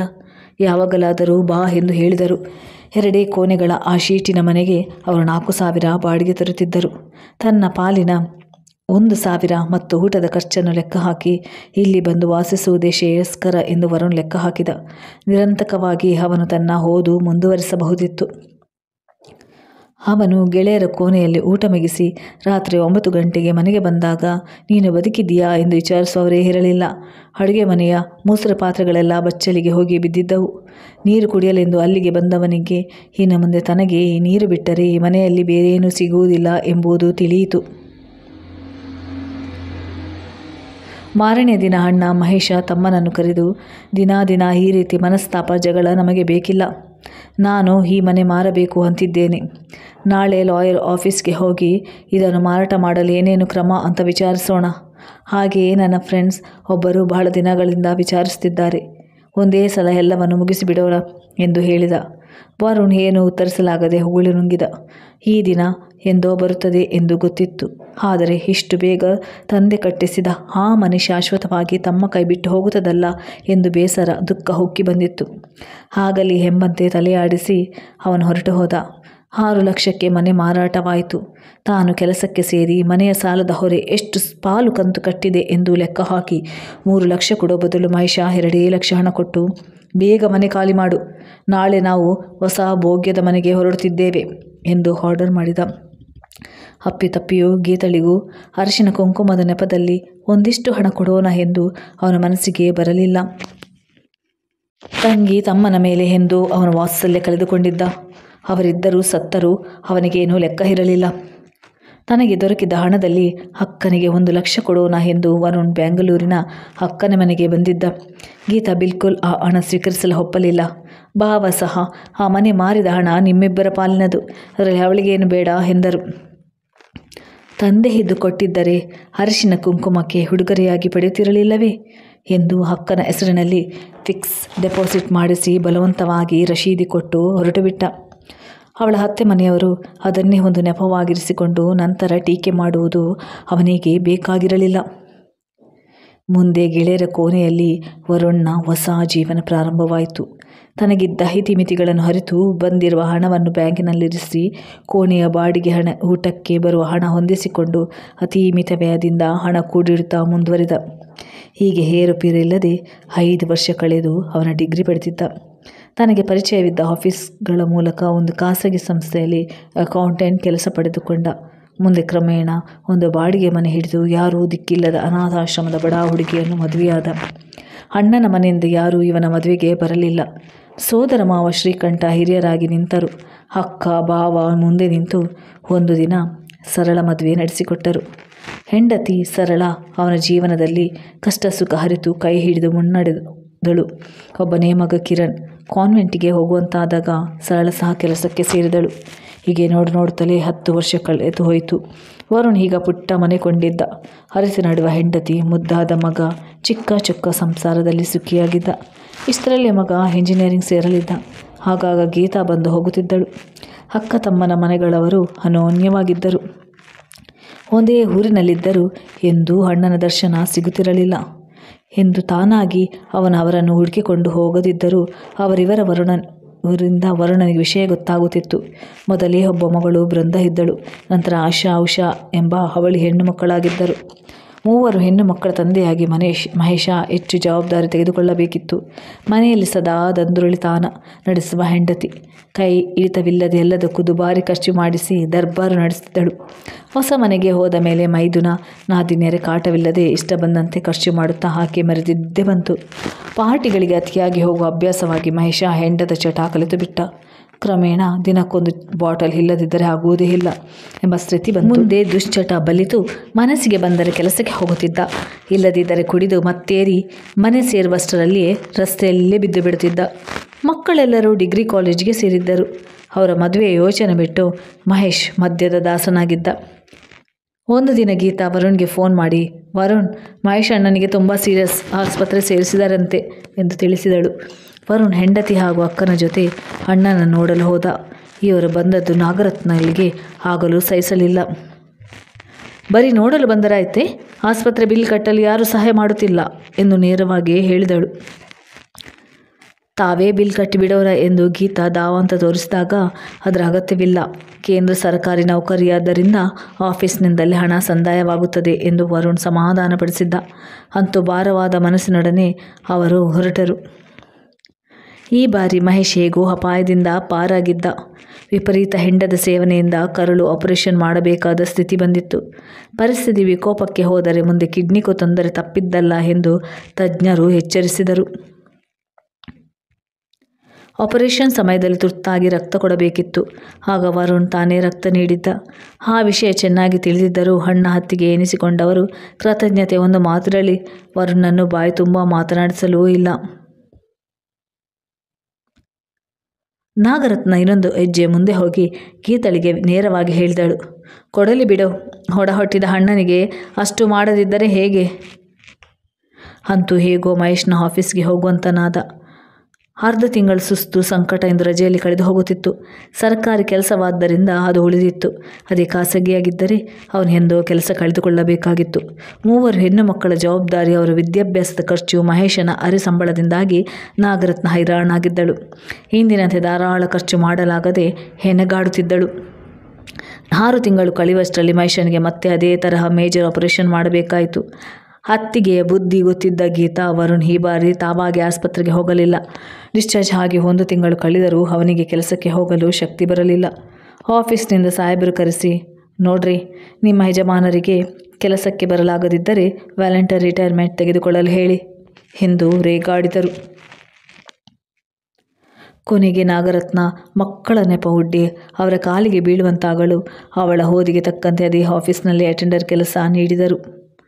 ಅಂತೂ ಸಂಸಾರ ರಥ ಮುಂದುವರಿಯಿತು. ತಂದೆಯ ಆರೋಗ್ಯ ಸಂಪೂರ್ಣ ಹದಗೆಟ್ಟು ಅವರ ಹಾಸಿಗೆ ಹಿಡಿದಿದ್ದರಿಂದ ದೊಡ್ಡ ಮಗಳು ಬೃಂದ ಓದು ಬಿಟ್ಟು ಮನೆಯಲ್ಲೇ ಇದ್ದು ಅವರ ಸೇವೆ ಮಾಡತೊಡಗಿದಳು. ತಾಯಿ ಕೆಲಸಕ್ಕೆ, ತಂಗಿಯರು ಕಾಲೇಜಿಗೆ ಹೋಗಲು ಅವಳಿಗೆ ಬಿಡುವಿಲ್ಲದಷ್ಟು ಮನೆಗೆಲಸ. ಆಸ್ಪತ್ರೆ ಅಲೆದಾಟವೇ ಆಗಿ ಹೋಯಿತು. ಹೀಗೆ 6 ತಿಂಗಳು ಕಳೆಯಿತು. ಒಂದು ದಿನ ತೀವ್ರ ಹೃದಯಾಘಾತಕ್ಕೆ ಸಿಲುಕಿ ಮಹೇಶ್ ಪ್ರಾಣ ಬಿಟ್ಟ. ಎಲ್ಲರೂ ಬಂದು ಸೇರಿದಾಗ ನಾಗರತ್ನಳ ಗೋಳು ಮುಗಿಲು ಮುಟ್ಟಿತ್ತು. ಅಂತೂ ವರುಣನೇ ಮುಂದೆ ನಿಂತು ಅಣ್ಣನ ಸಂಸ್ಕಾರ ಕರ್ಮಾಂತರಗಳನ್ನು ಮಾಡಿದ. ಎಲ್ಲವೂ ಮುಗಿದು ಗೀತಾ ವರುಣ್ ಹೊರಟು ನಿಂತಾಗ ನಾಗರತ್ನ ಜೋರಾಗಿ ಅಳತೊಡಗಿದಳು. ನಾನೊಬ್ಬಳು ಹೆಂಗಸು, ಈ 3 ಹೆಣ್ಣು ಮಕ್ಕಳನ್ನು ಕಟ್ಟಿಕೊಂಡು ಏನು ಮಾಡಲಿ? ಇವರಿಗೆ ಹೇಗೆ ಭವಿಷ್ಯ ಕಲ್ಪಿಸಲಿ? ಇವರ ಮದುವೆ ಹೇಗೆ ಮಾಡಲಿ? ಅತ್ತಿಗೆ, ಏನು ಯೋಚನೆ ಮಾಡಬೇಡಿ. ಇಷ್ಟು ದಿನ ನಡೆದಂತೆ ಮುಂದೆಯೂ ನಡೆಯುತ್ತದೆ. ಅವರ ಮದುವೆ ಸಂದರ್ಭ ಬಂದಾಗ ಖಂಡಿತ ನನ್ನ ಕೈಲಾದ ಸಹಾಯ ಮಾಡ್ತೀನಿ. ಹೆಣ್ಣು ಮಕ್ಕಳ ಮದುವೆ ಮುಖ್ಯ ಎಂದು ವರುಣ್ ಸಮಾಧಾನ ಹೇಳಿದ. ಎಲ್ಲರೂ ಈಗ ಒಂದೇ ಮನೆಯಲ್ಲಿದ್ದರೆ ಚೆನ್ನಾಗಿತ್ತು. ಈ ಮನೆಗೊಂದು ದಿಕ್ಕು, ಸಂಸಾರ ನಿರ್ವಹಣೆಗೆ ದಾರಿ ಆಗುತ್ತಿತ್ತು ಎಂದು ನಾಗರತ್ನ ಹೇಳಿದಾಗ ಗೀತಾ ವರುಣ್ ಮುಖ ನೋಡಿಕೊಂಡರು. ಹಿಂದೆ ಇದೇ ಹೆಂಗಸು ಮನೆಗೆ ಯಾರೂ ಬರಬಾರದು ಎಂದು ಎಲ್ಲರನ್ನೂ ಮನೆಯಿಂದ ಓಡಿಸಿದ್ದಳು. ಆದರೆ ಈಗ ವಾಸ್ತವತೆ ಗಾಗರಿಸಿ ನಕ್ಕಿತ್ತು. ಧನ್ಯವಾದಗಳು ಸ್ನೇಹಿತರೆ, ನನ್ನ ವಿಡಿಯೋ ನೋಡಿದ್ದಕ್ಕಾಗಿ.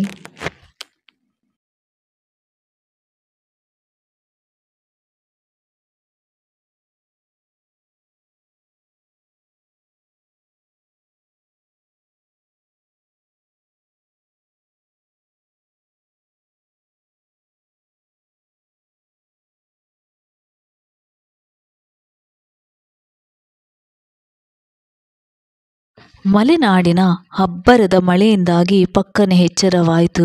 ಒಂದರ ಕ್ಷಣ ಎಲ್ಲಿದ್ದೇನೆ ಎಂದು ತಿಳಿಯಲಿಲ್ಲ. ಬೆಂಗಳೂರಿನ ಫ್ಲ್ಯಾಟಿನಲ್ಲಿ ಇಲ್ಲ, ಮಲೆನಾಡಿನ ನನ್ನ ತವರು ಮನೆಯಲ್ಲಿದ್ದೇನೆ ಎಂಬ ವಾಸ್ತವ ಅರಿವಾಗಲು ಕೆಲವು ಕ್ಷಣ ಹಿಡಿಯಿತು. ಹಾಸಿಗೆಯಲ್ಲಿ ಎದ್ದು ಕುಳಿತವಳಿಗೆ ಮಳೆ ಅಬ್ಬರಕ್ಕಿಂತ ಕೆಳಗಿನ ಚಾವಡಿಯಲ್ಲಿ ಮಾತಿನ ಅಬ್ಬರ ಕೇಳಿಬಂತು. ಇದೇನು ಜಗಳವೋ ಎಂದು ಆಲಿಸಿದೆ. ಮಲೆನಾಡಿನಲ್ಲಿ ಇದು ಸಹಜವಲ್ಲವೇ?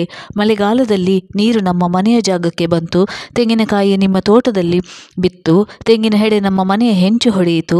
ಹೀಗೆ 10 ಹಲವು ಕಾರಣಗಳಿಗೆ ಅಕ್ಕಪಕ್ಕದ ಮನೆಯಲ್ಲಿ ಜಗಳ ಸಾಮಾನ್ಯ. ಆದರೆ ಇದು ಜಗಳ ಅಲ್ಲ, ಮನೆಯ ಕೆಲಸದ ಹಾಳು ಮಾಳುವಿನ ಧ್ವನಿ. ಅವನು ಬಂದರೆ ಹಾಗೆ ಭೂಮಿಯೇ ಹದಿರಿ ಹೋಗುವಂತೆ ಮಾತನಾಡುತ್ತಾನೆ. ಕೆಳಗಡೆ ಹೋಗಿ ಮುಖ ತೊಳೆಯೋಣ ಎಂದುಕೊಂಡೆ. ಯಾವುದೂ ಬೇಡ, ಯಾಕೋ ಆಲಸ್ಯ, ಮನಸ್ಸು ಗೊಂದಲದ ಗೂಡು. ಪುಟ್ಟಿ ಎಲ್ಲಿಗೆ ಹೋದಳು? ಮಲಗುವಾಗ ಇಲ್ಲೇ ಇದ್ದಳಲ್ಲ, ಅಜ್ಜಿಯ ಜೊತೆಗೆ ಕೆಳಗಡೆ ಇರಬೇಕು ಎಂದುಕೊಂಡು ಮಂಚದಿಂದ ಇಳಿಯಲು ಹೊರಟವಳಿಗೆ ಬ್ಯಾಗ್ ಚಲ್ಲಾಪಿಲ್ಲಿಯಾಗಿರುವುದು ಕಾಣಿಸಿತು. ಪುಟ್ಟಿ ಏನನ್ನೋ ಹುಡುಕಿದ್ದಾಳೆ. ಅದರಿಂದ ವಿನೋದನ ಫೋಟೋ ಹೊರಬಿದ್ದಿರುವುದು ಕಾಣಿಸಿತು. ಸುಂದರ ಮುಖ, ಚಿಗುರು ಮೀಸೆ, ಕಂಡು ಕಾಣದಂಥ ಕಿರುನಗೆ. ಇದೆಲ್ಲ ಈಗ ಕನಸು. ವಿನೋದ ನನ್ನನ್ನು ನೋಡಲು ಬಂದಾಗ, ನನ್ನೊಡನೆ ಮಾತನಾಡಲು ಬಯಸಿದಾಗ ಇದೇ ಮಾಡಿ ಮೇಲಿನ ರೂಮ್ನಲ್ಲಿ ಭೇಟಿಯಾಗಿದ್ದಲ್ಲವೇ? ಕಿಟಕಿಯಲ್ಲಿ ಕಾಣುವ ಎದುರಿನ ಸುಂದರ ಬೆಟ್ಟ, ಎಲ್ಲೋ ಕೇಳುವ ನದಿಯ ಬೋರ್ಗರೆತ, ನಾನು ನಿಮಗೆ ಇಷ್ಟವಾದೇನೆ? ನನ್ನ ಸನಿಹ ಬಂದು ಕೇಳಿದಾಗ ಬೆಚ್ಚಿದ್ದೆ. ಏನು ಹೇಳಬೇಕು ಎಂದು ಗೊಂದಲಗೊಂಡೆ. ಇಂಜಿನಿಯರ್, ಕೈತುಂಬ ಸಂಬಳ, ಉಳಿಯಲು ಬ್ಯಾಂಗ್ಳೂರಿನಲ್ಲಿ ಫ್ಲ್ಯಾಟ್, ಸಾಗರದಲ್ಲಿ 10 ಎಕರೆ ಅಡಿಕೆ ತೋಟ, ನೋಡಲು ಸುಹೃದ್ರೂಪಿ. ನಿರಾಕರಿಸಲು ಕಾರಣ ಬೇಕಲ್ಲ. ನಾಚಿಕೆಯಿಂದ ತಲೆ ತಗ್ಗಿಸಿ ಹ್ಞೂ ಎಂದಿದ್ದೆ. ಯಾಕೆ ಮಾತನಾಡುತ್ತಿಲ್ಲ? ಪ್ರಶ್ನೆಗೆ ತಲೆ ಎತ್ತಿ ನೋಡಿದೆ. ನನಗೆ ನೀವು ಇಷ್ಟವಾದಿರಿ. ಮೆಲ್ಲಗೆ ನೋಡಿದೆ. ಮಾತು ನನಗೆ ಹೊಸತಲ್ಲ. ನಾನು ಕೆಲಸ ಮಾಡುವ ಬ್ಯಾಂಕ್ ಬಯಲುಸೀಮೆಯಲ್ಲಿರುವುದು. ಸಾಲ ಕೊಡುವುದರಿಂದ ಹಿಡಿದು ಡೆಪಾಸಿಟ್ ಇಡಿಸುವವರೆಗೆ ಬರೀ ಮಾತೇ ಆಡಬೇಕು. ಆದರೆ ಈಗ ಮಾತು ಮರೆತು ಹೋಯಿತೆ. ಸಂಕೋಚ ಅಡ್ಡ ಬರುತ್ತಿದೆಯೇ? ಹಾಗಿದ್ದರೆ ಅಪ್ಪಯ್ಯನ ಹತ್ತಿರ ಮಾತನಾಡಲಿ. ಒಪ್ಪಿಗೆ ಎಂಬಂತೆ ತಲೆ ಅಲ್ಲಾಡಿಸಿದೆ. ಒಪ್ಪದೆ ಏನು ಮಾಡ್ತಾರೆ? ನಮ್ಮ ಜಾತಿಯಲ್ಲಿ ಮೊದಲೇ ಹುಡುಗಿಗೆ ಬರಗಾಲ. ಗಂಡಿನ ಕಡೆಯವರು ಒಪ್ಪಿದ್ದಾರೆ ಎಂದು ಹೇಳಲು ಬಂದ ಅಪ್ಪಯ್ಯನಿಗೆ ಅಡುಗೆ ಮನೆಯಲ್ಲಿ ಬತ್ತಿ ಹೊಸೆಯುತ್ತಾ ಕುಳಿತಿದ್ದ ಅಜ್ಜಿ ಹೇಳಿದರು, ಅಮ್ಮ, ನೀನು ಸ್ವಲ್ಪ ಸುಮ್ಮನಿರು. ಅವರು ದೊಡ್ಡ ಶ್ರೀಮಂತರು. ಹುಡುಗ ಒಳ್ಳೆ ಕೆಲಸದಲ್ಲಿದ್ದ. ಅಪ್ಪಯ್ಯ ನುಡಿದ. ನಮ್ಮ ಹಿಂದೂ ಏನು ಕಡಿಮೆನಾ? ಇವಳು ಚಂದ ಇಲ್ವಾ? ಕೈ ತುಂಬ ಸಂಬಳ ಬರುವುದಿಲ್ವಾ? ತೋಟ ಪಾಠ ನಮಗೆ ಸ್ವಲ್ಪ ಕಡಿಮೆ ಇರಬಹುದು. ಅಜ್ಜಿ ಗೊಣಗಿದಳು. ಅಪ್ಪಯ್ಯ ಏನೂ ಮಾತನಾಡದೆ ಹೊರ ನಡೆದ. ಇಂದು ಹುಡುಗ ನಿನಗೆ ಒಪ್ಪಿದ್ದೇನೆ. ಅವನ ಶ್ರೀಮಂತಿಗೆ ಹಾಳಾಗಲಿ, ಒಳ್ಳೆ ಗುಣ ಇದ್ದರೆ ಸಾಕು. ಅಜ್ಜಿ ನನ್ನನ್ನು ಕೇಳಿದಳು. ಮುಖ ನೋಡಿ ಹೇಗೆ ಹೇಳಲಿ, ಒಳ್ಳೆಯವನೋ ಕೆಟ್ಟವನೋ ಎಂದು ನಾನು ನುಡಿದೆ. ಅದು ಸರಿ, ನಮ್ಮ ಹೆಣ್ಣಲ್ಲಿ ಹಣೆಯಲ್ಲಿ ಬರೆದಂಗ ಆಗುತ್ತೆ. ಋಣ ಇದ್ದಲ್ಲಿ ಆಯಿತು. ಅಜ್ಜಿ ವೇದಾಂತದ ಮಾತನಾಡಿದರು. ಅಷ್ಟರಲ್ಲಿ ಗಂಡಿನ ಕಡೆಯವರು ಹೊರಟಿದ್ದರು. 1-2 ತಿಂಗಳು ಕಳೆಯುವುದರಲ್ಲಿ ವಿಜೃಂಭಣೆಯಿಂದ ಮದುವೆ ನಡೆಯಿತು. ಬಯಲುಸೀಮೆಯ ಬೆಂಗಳೂರಿಗೆ ನಾನು ವರ್ಗ ಮಾಡಿಸಿಕೊಂಡೆ. 1 ವರ್ಷ ಕಳೆಯುವುದರಲ್ಲಿ ಪುಟ್ಟಿ ಹುಟ್ಟಿದಳು. ಮನುಷ್ಯ ಎಲ್ಲವೂ ದೊರೆಯಿತು, ನಾನೇ ಸುಖಿ ಎಂದು ಬೀಗುತ್ತಾನೆ. ಅದರ ವಿಧಿ, ಅದರ ಮುಂದೆ ನಾವೆಲ್ಲ ಸೋಲಲೇಬೇಕು. ನನ್ನ ಬದುಕಿನಲ್ಲೂ ವಿಧಿಯು ತನ್ನ ಆಟ ಆಡಿತ್ತು. ಕೆಲಸ ಮುಗಿಸಿ ಬರುತ್ತಿದ್ದ ವಿನೋದನ ಬೈಕಿಗೆ ಬಸ್ ಡಿಕ್ಕಿ ಹಿಡಿದು ವಿನೋದ ಸ್ಥಳದಲ್ಲಿ ಸತ್ತಿದ್ದ. ಮದುವೆಯಾದ 3 ವರ್ಷಕ್ಕೆ ನಾನು ವಿಧವೆಯಾಗಿದ್ದೆ. ವಿನೋದ ನನ್ನ ಬದುಕಿನಿಂದ ದೂರವಾದ ಮೇಲೆ ಬದುಕೇ ಶೂನ್ಯವಾದಂತೆನಿಸಿತು. 3 ವರ್ಷದಲ್ಲಿ 100 ವರ್ಷದ ಸಿಹಿಯನ್ನು ಅವನು ನನಗೆ ನೀಡಿದ್ದ. ಸುಖೀ ಸಂಸಾರ ಎಂದು ಹೆಮ್ಮೆಯಿಂದ ಹೇಳಬಹುದಾಗಿತ್ತು ನಮ್ಮ ಬಗ್ಗೆ. ಆದರೆ ಈಗ ಇವೆಲ್ಲ ಕನಸು. ವಯಸ್ಸಾದ ವಿನೋದನ ತಂದೆ ತಾಯಿಯ ದುಃಖವಂತೂ ನೋಡಲಾಗುತ್ತಿರಲಿಲ್ಲ. ತಿಂಗಳು ಕಳೆಯುವುದರಲ್ಲಿ ದುಃಖದಿಂದ ಹೊರಬಂದಿದ್ದೆ. ಕಾಲ ಎಲ್ಲವನ್ನು ಮರೆಸುತ್ತದೆ ಎನ್ನುತ್ತಾರೆ. ನಾನು ನನ್ನ ಕೆಲಸಕ್ಕೆ ಹಿಂತಿರುಗಿದೆ. ಕಣ್ಣೆದುರಿಗೆ ವಿನೋದನ ಪಡಿಯಚ್ಚು ಪುಟ್ಟಿ ಇದ್ದಳು. ಮಾವಯ್ಯ, ನಾನು ಕೆಲಸಕ್ಕೆ ಹೋಗಬೇಕು. ನನ್ನ ರಜೆ ಮುಗಿಯುತ್ತಾ ಬಂತು. ನನ್ನ ಬಟ್ಟೆ ಪ್ಯಾಕ್ ಮಾಡಿದ ಮೇಲೆ ಮಾವನ ಎದುರು ಬಂದು ಹೇಳಿದೆ. ಸರಿಯಮ್ಮ, ತಿಂಗಳ ಮಾಸಿಕಕ್ಕೆ ಪುಟ್ಟಿಯನ್ನು ಕರ್ಕೊಂಡು ಬಾ ಎಂದು ಹೇಳಿದರು. ಅತ್ತೆಯ ಅಸಮಾಧಾನವನ್ನು ಲೆಕ್ಕಿಸದೆ ಕೆಲಸಕ್ಕೆ ಬಂದೆ. ನನ್ನ ನೋವು, ಬೇಸರ, ಹತಾಶೆಯನ್ನು ಕೆಲಸದಲ್ಲಿ ಮರೆಯಲು ಯತ್ನಿಸಿದೆ. ಕಳೆದ ತಿಂಗಳು ಮಾಸಿಕಕ್ಕೆ ಬಂದಾಗ ಮಾವಯ್ಯ ವಿಷಯ ಪ್ರಸ್ತಾಪಿಸಿದರು. ಇಂದಿರಾ, ನಿನಗೆ ಈಗ 28 ವರ್ಷ. ಬಾಳಿ ಬದುಕಬೇಕಾದ ವಯಸ್ಸಿನಲ್ಲಿ ಗಂಡನನ್ನು ಕಳೆದುಕೊಂಡಿದ್ಯಾ. ನಮ್ಮ ಜಾತಿಯಲ್ಲಿ ಹೆಣ್ಣುಗಳಿಗೆ ಬರಗಾಲ. ನೀನು ಇನ್ನೊಂದು ಮದುವೆಯಾಗುವುದು ಒಳ್ಳೆಯದು. ಈ ಮನೆಯಲ್ಲಿ ನಿನ್ನ ಹಕ್ಕೇನಿದೆಯೋ ಅದನ್ನು ಕೊಡ್ತೇನೆ. ವಿಶಾಲ ಹೃದಯದ ಮಾವಯ್ಯನ ಮಾತಿಗೆ ನಾನು ಹವಕ್ಕಾದೆ. ಮಾವಯ್ಯ, ನನ್ನಿಂದ ಏನಾದರೂ ತಪ್ಪಾಯ್ತಾ? ಅಥವಾ ವಿನೋದನಿಲ್ಲದ ಮನೆಯಲ್ಲಿ ನನಗೆ ಸ್ಥಾನವಿಲ್ಲವಾ? ದೀನಲಾಗಿ ಕೇಳಿದೆ. ನೋಡು, ನಾನು ಹೇಳ್ತಾ ಇರೋದು ನಿನ್ನ ಒಳ್ಳೆಯದಕ್ಕೆ. ಮನೆಯಲ್ಲಿ ನಿನ್ನ ಸ್ಥಾನ ಯಾರು ಕಸಿಯಲು ಬತ್ತಿಲ್ಲ. ಅದಕ್ಕೆ ಬೇಕಾದ ಹಕ್ಕುಪತ್ರನೂ ಮಾಡಿದೆ. 20 ವರ್ಷದ ಇಳಿ ವಯಸ್ಸಿನ ಬೆಳೆದು ನಿಂತ ಮಗನನ್ನು ಕಳೆದುಕೊಂಡು ನನ್ನಂತೆ ಸಮಾನ ದುಃಖಿಯಾಗಿರುವ ಮಾವನವರ ಮಾತಿಗೆ ಏನು ಹೇಳುವುದು? ನಾನು ಸದ್ಯ ಯಾವುದೇ ತೀರ್ಮಾನ ಮಾಡುವುದಿಲ್ಲ. ನಿನ್ನಿಷ್ಟ. ಮಾವಯ್ಯ ಎದ್ದು ಹೋಗಿದ್ದರು. ಬಹಳ ದಿನಗಳ ನಂತರ ತವರು ಮನೆಗೆ ಬಂದಿದ್ದೆ. ಅಪ್ಪ, ಅಮ್ಮ, ಅಜ್ಜಿ ಸಂತಸಪಟ್ಟಿದ್ದರು. ಏನೇ ಮಾಸಿಕಕ್ಕೆ ಗಂಡನ ಮನೆಗೆ ಬಂದರು, ಇಲ್ಲಿ ಬರದೆ ಹೋಗ್ತೀಯಲ್ಲೇ? ಅಜ್ಜಿ ಆಕ್ಷೇಪಿಸಿದರು. ಅಜ್ಜಿ, ಬ್ಯಾಂಕಲ್ಲಿ ನನಗೆ ರಜೆ ಕೊಡ್ತಾವಿಲ್ಲೇ. ಇರೋ ರಜೆ ಎಲ್ಲ ಮುಗಿದು ಹೋಯಿತು. ಈಗ ಮೆಡಿಕಲ್ ರಜೆ ಹಾಕಿ ಬಂದೆ ನಾನು ಹೇಳಿದೆ. ಒಳ್ಳೆಯದಾಯಿತು ಬಿಡು, ಅಜ್ಜಿ ಕನಿಕರದಿಂದ ಹೇಳಿದರು. ರಾತ್ರಿ ಊಟವಾದ ಮೇಲೆ ಎಲ್ಲರೂ ಮನೆಯ ಹಜಾರದಲ್ಲಿ ಟಿವಿ ನೋಡ್ತಾ ಕುಳಿತಿದ್ದರು. ಇಂದು ನಿನಗೊಂದು ವಿಚಾರ ಹೇಳಬೇಕು. ಅಪ್ಪಯ್ಯ ವಿಚಾರ ಪ್ರಸ್ತಾಪ ಮಾಡಿದರು. ನಮ್ಮ ಕಾನಸೂರಿನ ವಿಶ್ವನಾಥ ಭಟ್ಟರ ಮಗ ಗೋಪಾಲ ನಿಮ್ಮ ಬ್ಯಾಂಕ್ನ ಹುಬ್ಬಳ್ಳಿ ಶಾಖೆಯಲ್ಲಿ ಕೆಲಸ ಮಾಡ್ತಾ ಇದ್ದಾನೆ. ಅವನು ನಿನ್ನ ಕ್ಲಾಸಿನವನೇ. ನಿನ್ನ ಬಗ್ಗೆ ಎಲ್ಲ ಗೊತ್ತಿದೆ. ಅವನು ನಿನ್ನ ಮದುವೆ ಆದರೆ ಅಂತ ಕೇಳಿದ. ನಾನು ನಿನ್ನ ಕೇಳಿ ಹೇಳ್ತೇನೆ ಎಂದು ಹೇಳಿದ್ದೆ. ಗೋಪಾಲ ನನಗೆ ಪರಿಚಯದವನೇ. ಸಭ್ಯ ವ್ಯಕ್ತಿತ್ವ. ಹುಬ್ಬಳ್ಳಿ ಬ್ರಾಂಚ್ನಲ್ಲಿ ಮ್ಯಾನೇಜರ್ ಹುದ್ದೆಯಲ್ಲಿದ್ದಾನೆ. ಇದೆಲ್ಲವೂ ನನಗೆ ತಿಳಿದ ವಿಚಾರವೇ. ಆದರೆ ಮದುವೆ ನೋಡು ಎಂದು ನಿನಗೆ ಪ್ರಾಯ ಇದೆ. ನಿನಗೆ ಪ್ರಾಯದ ಇದ್ದು ಪುಟ್ಟಿ ಇನ್ನೂ ಸಣ್ಣವಳು. ನಾವೆಲ್ಲ ಎಷ್ಟು ದಿನ ಇರೋ ವಿಚಾರ ಮಾಡು, ಅಮ್ಮ ಹೇಳಿದಳು. ನಿನ್ನಪ್ಪ 12 ವರ್ಷವನಿದ್ದಾಗ ನಿನ್ನ ಅಜ್ಜ ತೀರ್ಕೊಂಡ. ಆಗಿನ ಕಾಲದಲ್ಲಿ ಹೆಣ್ಮಕ್ಳು ಮತ್ತೊಂದು ಮದುವೆ ಆಗುವುದು ಕಷ್ಟ ಇತ್ತು. ಆದರೆ ಈಗ ಆಗಿಲ್ಲೇ, ಕಾಲ ಬದಲಾಯಿತು. ಕಾಲಕ್ಕೆ ತಕ್ಕಂಗೆ ನಾವು ಬದಲಾಗಬೇಕು. ಅಜ್ಜಿಯು ಧ್ವನಿಸಿರಿಸಿದಾಗ ಮನಸ್ಸು ಡೋಲಾಯಮಾನವಾಗಿತ್ತು. ಆರ್ಥಿಕವಾಗಿ ನನಗೆ ತೊಂದರೆ ಇರಲಿಲ್ಲ. ಮರು ಮದುವೆಯಾದರೂ ಸಾಮಾಜಿಕ ಮುದ್ರೆಯು ದೊರಕುತ್ತಿತ್ತು. ದೈಹಿಕ ಭಾವನೆಗಳನ್ನು ಗೆಲ್ಲುವುದೊಂದೇ ನನ್ನ ಮುಂದಿನ ಸವಾಲು. ಅದನ್ನು ಮೆಟ್ಟಿ ನಿಂತರೆ ನನಗೆ ಮದುವೆಯ ಅವಶ್ಯಕತೆ ಇಲ್ಲ. ಆದರೆ ಪುಟ್ಟಿಗೆ ಭದ್ರ ಭವಿಷ್ಯ ಕಟ್ಟಿಕೊಡಲು ನನ್ನಿಂದ ಸಾಧ್ಯವೇ? ನನಗೊಂದಿಷ್ಟು ಸಮಯ ಬೇಕು ಎಂದು ನಾನು ಎದ್ದಿದ್ದೆ. ಎಲ್ಲರೂ ಒಟ್ಟಿ ಸೇರಿದಾಗಲೇ ವಿಷಯ ಪ್ರಸ್ತಾಪವಾಗುತ್ತಿತ್ತು. ನನ್ನ ಮನಸ್ಸು ದ್ವಂದ್ವಕ್ಕೆ ಸಿಕ್ಕು ಒದ್ದಾಡಲು ಪ್ರಾರಂಭವಾಗಿತ್ತು. ವಿನೋದ ಸತ್ತು ಇನ್ನೂ 1 ವರ್ಷ ಕಳೆದಿಲ್ಲ. ಆಗಲೇ ಇನ್ನೊಂದು ಮದುವೆಯ ಯೋಚನೆಯೇ ಎಂದು ಮನಸ್ಸು ಧಿಕ್ಕರಿಸಿದರೆ ತಪ್ಪೇನು? ಪ್ರಾಯದ ನಾನು ಜೀವನ ಪೂರ್ತಿ ಸನ್ಯಾಸಿಯಂತೆ ಬದುಕಬೇಕೇ? ಒಂದು ವೇಳೆ ನಾನು ಸತ್ತ ವಿನೋದ ಬದುಕಿದ್ದರೆ ಬೇರೆ ಮದುವೆ ಆಗುತ್ತಿರಲಿಲ್ಲವೇ? ರಾತ್ರಿ ವಿನೋದನ ನೆನಪು, ಅವನ ಲೈಂಗಿಕ ಚೇಷ್ಟೆ, ಪ್ರಾಯದ ನನ್ನ ದೇಹದ ಸೊಕ್ಕು. ಈ 1 ವರ್ಷದಲ್ಲಿ ಎಷ್ಟು ದಿನ ಸರಿಯಾಗಿ ನಿದ್ರೆ ಮಾಡಿದ್ದೇನೆ? ದೈಹಿಕ ಕಾಮನೆಗಳು ನನ್ನನ್ನು ತಿಂದು ತೇಗಿಲ್ಲವೇ? ಚಳಿಗಾಲವಾದರೂ ಮಧ್ಯರಾತ್ರಿಯಲ್ಲಿ ಶವರ್ ಕೆಳಗೆ ನಿಂತು ದೇಹದ ಕಾವು ಕಡಿಮೆ ಮಾಡಿಕೊಂಡಿಲ್ಲವೇ? ಇದಕ್ಕೆಲ್ಲ ಪರಿಹಾರ ಮತ್ತೊಂದು ಮದುವೆ. ಹಾಗಂತ ಬಾಲ್ಯದ ಸ್ನೇಹಿತೆ ಡಾಕ್ಟರ್ ಮಧುಮತಿ ಹೇಳಿದ್ದಲ್ಲವೇ, ಲೈಂಗಿಕ ಕ್ರಿಯೆ, ಊಟ, ತಿಂಡಿ, ನಿದ್ದೆಯಷ್ಟೇ ಸಹಜವಾದದ್ದು. ಅದನ್ನು ಒತ್ತಿಡಲು ನೋಡಿದಷ್ಟು ಸ್ಫೋಟಗೊಳ್ಳುವ ಸಾಧ್ಯತೆ ಇರುತ್ತದೆ. ನಮ್ಮ ದೇಶದಲ್ಲಿ ಲೈಂಗಿಕತೆ ಮಡಿವಂತಿಕೆಯಾಗಿದೆ. ಅದರಿಂದಲೇ ನಮ್ಮ ದೇಶದಲ್ಲಿ ಮಾನಸಿಕ ರೋಗಿಗಳ ಸಂಖ್ಯೆ ಹೆಚ್ಚಾಗುತ್ತಿದೆ. ಅವಳ ವಾದ. ಅವಳು ನೀಡುವ ಅಂಕಿಅಂಶ ಸರಿ ಇರಬಹುದು. ಆದರೆ ನೈತಿಕತೆಯ ಸಂಸ್ಕಾರದಲ್ಲಿ ಬೆಳೆದ ನಮ್ಮ ಜನ ಲೈಂಗಿಕತೆಯನ್ನು ಸಂಸಾರದ ಚೌಕಟ್ಟಿನಲ್ಲಿಡಲು ನೋಡ್ತಾರೆಯೇ ವಿನಃ ಆಧಾರದ ಸ್ವರೂಪದಲ್ಲಲ್ಲ ಎಂದು ನಾನು ಅವಳಿಗೆ ಹೇಳಿದ್ದೆ. ಹೀಗಾಗಿಯೇ ಏಡ್ಸ್ನಂಥ ರೋಗ ನಮ್ಮ ದೇಶದಲ್ಲಿ ಹೆಚ್ಚಾಗುತ್ತಿದೆ. ಜನ ತಮ್ಮ ಕಾಮನೆಗಳನ್ನು ತೀರಿಸಿಕೊಳ್ಳಲು ಅಡ್ಡದಾರಿ ಹಿಡಿಯುತ್ತಿದ್ದಾರೆ. ಇಂದು ಈ ನಿಷ್ಠೆ ನೈತಿಕತೆ ಬದಿಗಿಡು. ನಿನಗೆ ಇನ್ನೂ 28 ವರ್ಷ. ಇನ್ನು 25 ವರ್ಷ ವಿರಾಗಿನಿಯಂತೆ ಬದುಕುವುದರಲ್ಲಿ ಅರ್ಥವಿಲ್ಲ. ವಿನೋದ ಒಳ್ಳೆಯ ವ್ಯಕ್ತಿ, ಅದೊಂದು ಸಿಹಿ ನೆನಪು ಎಂದು ತಿಳಿದು ಒಬ್ಬ ಒಳ್ಳೆಯ ವ್ಯಕ್ತಿಯನ್ನು ಮದುವೆಯಾಗು ಎಂದು ಸಲಹೆ ನೀಡಿದಳು. ಮನಸ್ಸಿನ ಗೊಂದಲದಿಂದಾಗಿ ರಾತ್ರಿ ನಿದ್ರೆಯಾಗಿರಲಿಲ್ಲ. ಹೀಗಾಗಿ ಮಧ್ಯಾಹ್ನ ಭರ್ಜರಿ ನಿದ್ರೆಯಾಗಿತ್ತು. ನಾನು ಎದ್ದಿರುವುದು ಅಮ್ಮನ ಗಮನಕ್ಕೆ ಬಂದಿತ್ತು. ಎಂದು ಕಾಪಿ ಮಾಡಿದ್ದೆ ಬಾರೆ. ಹೊರಗಡೆ ಅಂಗಳದಲ್ಲಿ ತೆಂಗಿನಕಾಯಿ ಸುಳಿತಿದ್ದ ಮಾಲು ನನ್ನ ಗಮನ ಸೆಳೆದ. ಅಮ್ಮ ಅವರ ಆರಾಮ ಏನೋ? ಬಾಯಲ್ಲಿದ್ದ ಕವಲವನ್ನು ಹುಗಿದು ಕೇಳಿದ. ನಾನು ನಸುನಕ್ಕು ತಲೆಯಲ್ಲಾಡಿಸಿದೆ. ಅಡುಗೆಯ ಮನೆಯ ಪಕ್ಕದಲ್ಲಿರುವ ಬಚ್ಚಲಿಗೆ ಹೋಗಿ ಮುಖ ತೊಳೆದು ಬಂದೆ. ಅಜ್ಜಿ ಕಾಫಿ ಬೆರೆಸ್ತಿದ್ದರು. ಆಳು ಮುಂಡೆ ಗಂಡ 1 ನಿಮಿಷ ಬಾಯಿ ಮುಚ್ಚಲ್ಲ. ಅಜ್ಜಿ ಗೊಣಗಿದರು. ಮಾಳುವಿನ ಮಾತು ಅವರನ್ನು ಕೆರಳಿಸಿತು. ಅವನ ಹೆಂಡತಿ ಸತ್ತು ಎಷ್ಟು ವರ್ಷವಾಯಿತು? ಅವನ ಮಕ್ಕಳು ಏನು ಮಾಡ್ತಾರೆ? ಕಾಫಿ ಹೀರುತ್ತಾ ಕೇಳಿದೆ. 8 ವರ್ಷ ಆಯಿತು. ಮಗಳನ್ನು ಇಲ್ಲೇ ಸಾಕ್ತಾ ಇದ್ದ. ಮಗನ ಅದೆಂಥದೋ ಶಾಲೆಗೆ ಸೇರಿಸಿದ್ದ. ಮೈಕೈ ಸುಟ್ಕೊಂಡು ಅಡುಗೆ ಮಾಡ್ತಾ ಇದ್ದ. ಮತ್ತೊಂದು ಮದುವೆ ಆಗು ಎಂದರೆ ಒಪ್ತಿಲ್ಲ. ಅಜ್ಜಿ ಹೇಳಿದಾಗ ಅವಕ್ಕಾದೆ. ವಯಸ್ಸಾದ ಮೇಲೆ ಏನು ಮಾಡ್ತೀಯೋ ಕೇಳಿದರೆ ದೇವರಿದ್ದಾರೆ ಎಂದು ಹೇಳ್ತಾನೆ. ಅಜ್ಜಿ ವಟಗುಟ್ಟಿದರು. ಅಪ್ಪಯ್ಯ ಎಲ್ಲಿಗೆ ಹೋದ್ರು ಅಜ್ಜಿ? ಸಿದ್ದಾಪುರದಲ್ಲಿ ಒಬ್ಬ ಹುಡುಗ ಇದ್ದಾನೆ. ಅವನು ಹುಡುಕ್ತಾ ಇದ್ದಾನೆ. ಸರ್ಕಾರಿ ಕೆಲಸದಲ್ಲಿ ಇದ್ದ. ಹೇಳುವುದು ನೋಡೋಕಂಬತ್ತೆ ಎಂದು ಹೋದ. ಮಳೆಯ ರಭಸಕ್ಕೆ ಚಳಿ ಎನಿಸಿತು.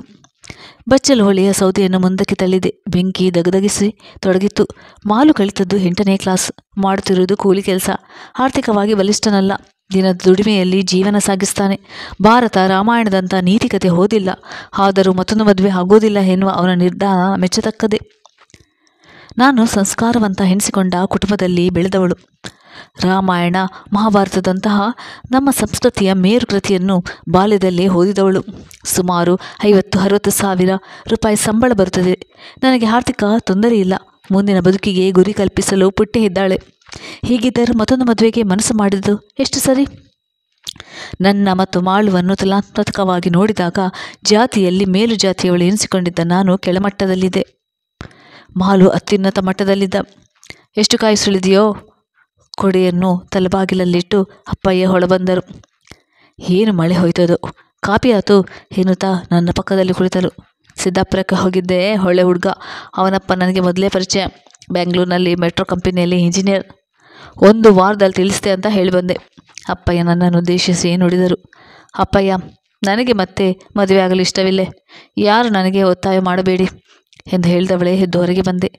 ಮಳೆ ತನ್ನ ಅಬ್ಬರವನ್ನು ಹೆಚ್ಚಿಸಿ ತನ್ನ ನಿರ್ಧಾರವನ್ನು ಸ್ವಾಗತಿಸಿತು.